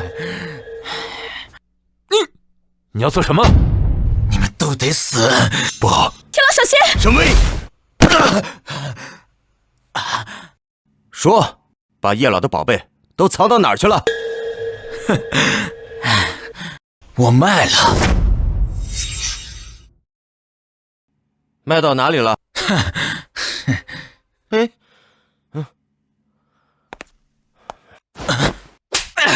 说不说？我说，我卖给了东瀛文物会社，他们给我赝品，让我把正品换掉，一件宝贝给我50万。王思道，你个白眼狼， 50万一件，你就给我卖了。东瀛文物会社，好熟悉的名字。松下一郎，你们交易地点在哪儿？他们的地点都不一样。那这一次呢？在远洋码头。行。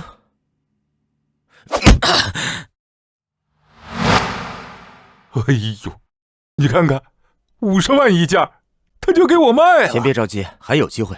还有机会？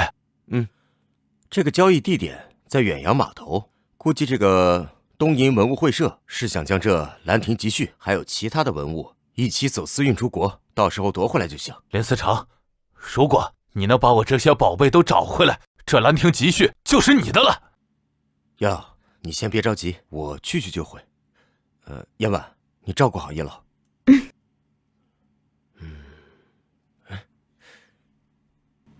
这假货能派上用场。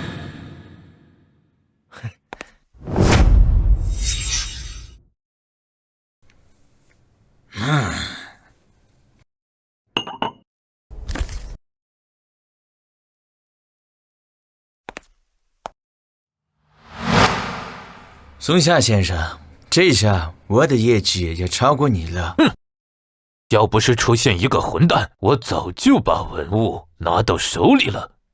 你那是不懂人心，还差最后一个人，他手上的可是王羲之的《兰亭集序》。兰亭集序，你都得到手了？我只花了50万，是不是？我是来送宝贝的，《兰亭集序》。有些很好，大大的好人，我奖励你50万。有些，我是最后来的吗？之后还有人来吗？你来晚了，你是最后一个来的。你不是上次那个人，你是谁？是你，林思成。别来无恙啊，松下一郎。这些文物是我们买来的，我们不卖。买来的？那是偷来的吧？那些我们是花了钱的。那些都是非卖品，现在到我给你们2个选择了，要么主动把这些文物交给我，要么我自己来拿。好大的口气！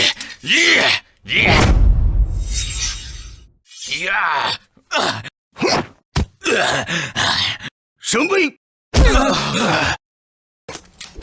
林思成，试试看是你快还是我枪快？懒得跟你废话。嘿！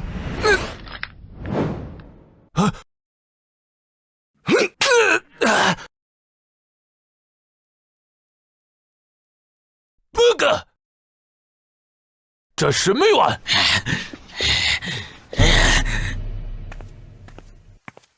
这一箱应该就是叶老的古董了，剩下的我就收下了。这些都是价值连城的宝贝，之后再卖给荣宝楼，还能再赚一笔。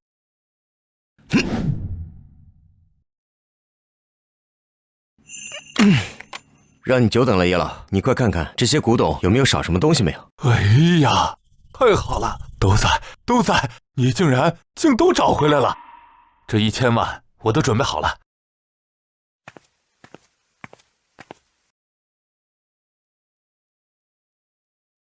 这是《兰亭集序》，你也收起来。叶老，这不是你的传家宝吗？哎，我老了，这些宝贝啊，我生不带来，死不带去。在我有生之年，给他们找一个能保护他们的人。好。林思成，你来了啊，这些是上次在远洋码头带回来的其他古董，全都是真的，卖到你这儿。这么多？没办法，叛徒多嘛，把国宝都卖给东瀛了。那你不打算把兰亭集序卖给我？因家里正好有个空旷的地方，可以挂一幅兰亭集序。这兰亭集序未来价值至少8000万，怎么可能现在卖？好吧，那一共是800万。行，来800万。走了。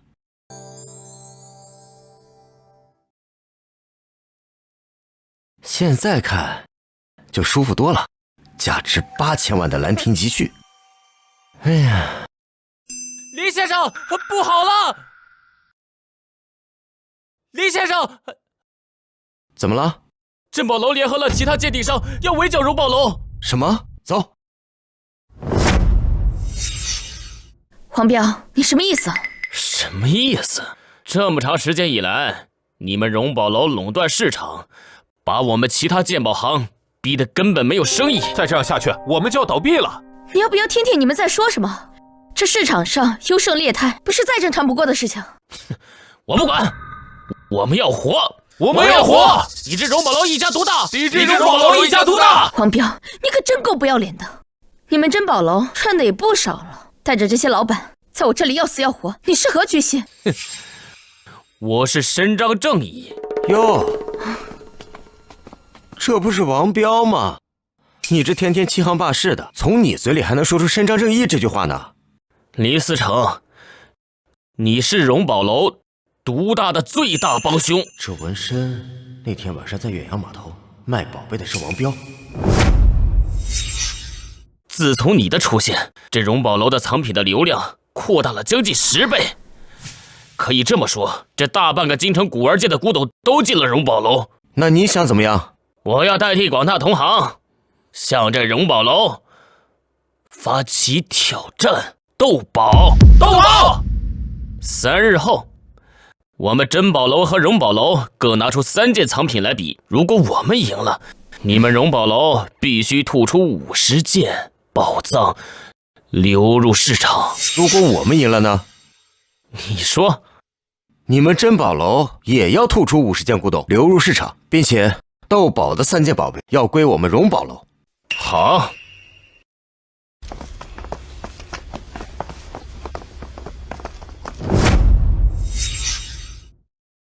我觉得这次事情很奇怪，市场优胜劣汰，他们让我们把宝贝卖出，这件事啊本身就很有问题。这只是其一，关键是这荣宝楼已经坐拥无数珍宝，他们还敢采用斗宝的形式来比。是啊，这到底是为什么？后面肯定有人支持珍宝楼。是谁？东瀛文物会社。东瀛文物会社？他们为什么要资助珍宝楼？那王彪是个叛徒啊，跟汪似道一样。真的？之前啊，我在远洋码头就看到王彪在那儿卖古董，这珍宝楼的都被卖得差不多了。所以呢，现在大多数的珍宝啊都在荣宝楼。哦，我明白了，东瀛文物会社想要低成本把宝贝卖出，再让我们吐出来，这就是他们为什么要找珍宝楼的事情了。所以呢，这东瀛文物会社肯定已经支持了他们珍贵的古董，所以他们才敢和我们斗宝。那这下麻烦了。怎么了？近2日来，他们来荣宝楼问宝贝，只问不买。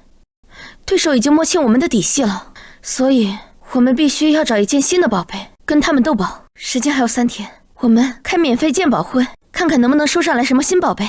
能收上来最好，实在不行就从收藏室挑2件。好。各位，荣宝楼免费鉴宝。这里就是荣宝楼啊，真是不同凡响。看来我这宝贝终于能卖上个好价钱了。那个人怎么看起来怪怪的？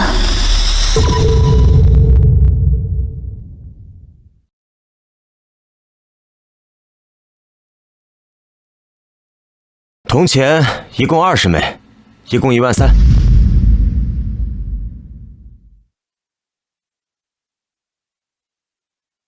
汝窑瓷碗3万，收了。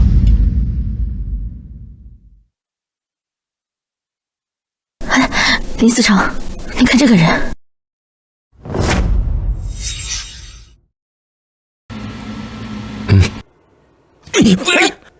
抓我干什么？说，你是不是来捣乱的？是不是王彪派你来的？把他给我赶出去！走！哎呦，荣宝楼打人啦，没天理了呀！我就是来免费鉴宝的，你不能看见我不喜欢我就打我呀！哎呦！荣宝楼要把这人赶走。哎呀，你们店大欺客，仗势欺人！哎呀，真是个无赖，给我赶走他！江燕吧，这样怕是影响不好。先看看这家伙要干嘛。站起来吧，看看你带了啥东西。哎呀，这可是我的传家宝呀！我也是走投无路才过来变卖这个家当的。行了，赶紧把宝贝拿出来吧。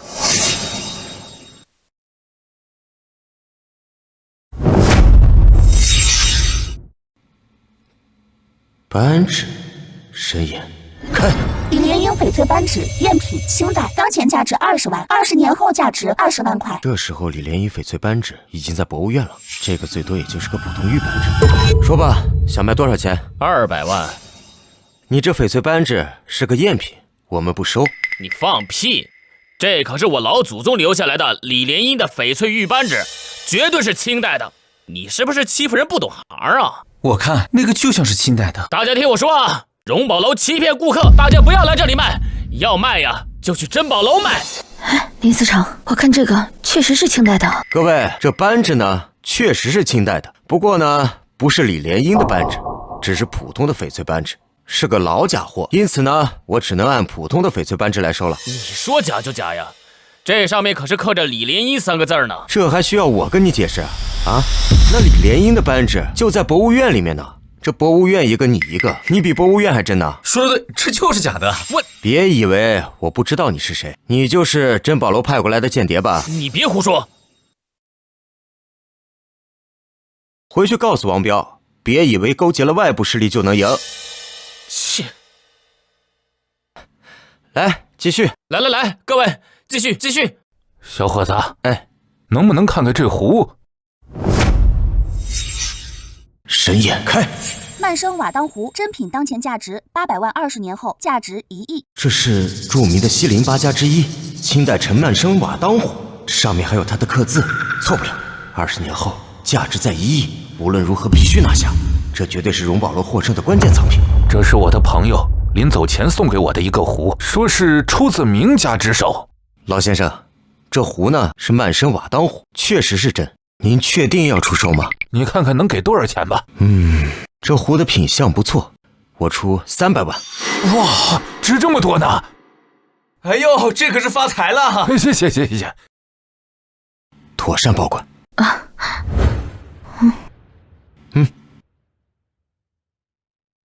现在这市场上的珍品真是越来越少，这都3天了，也没收上来什么值钱玩意儿。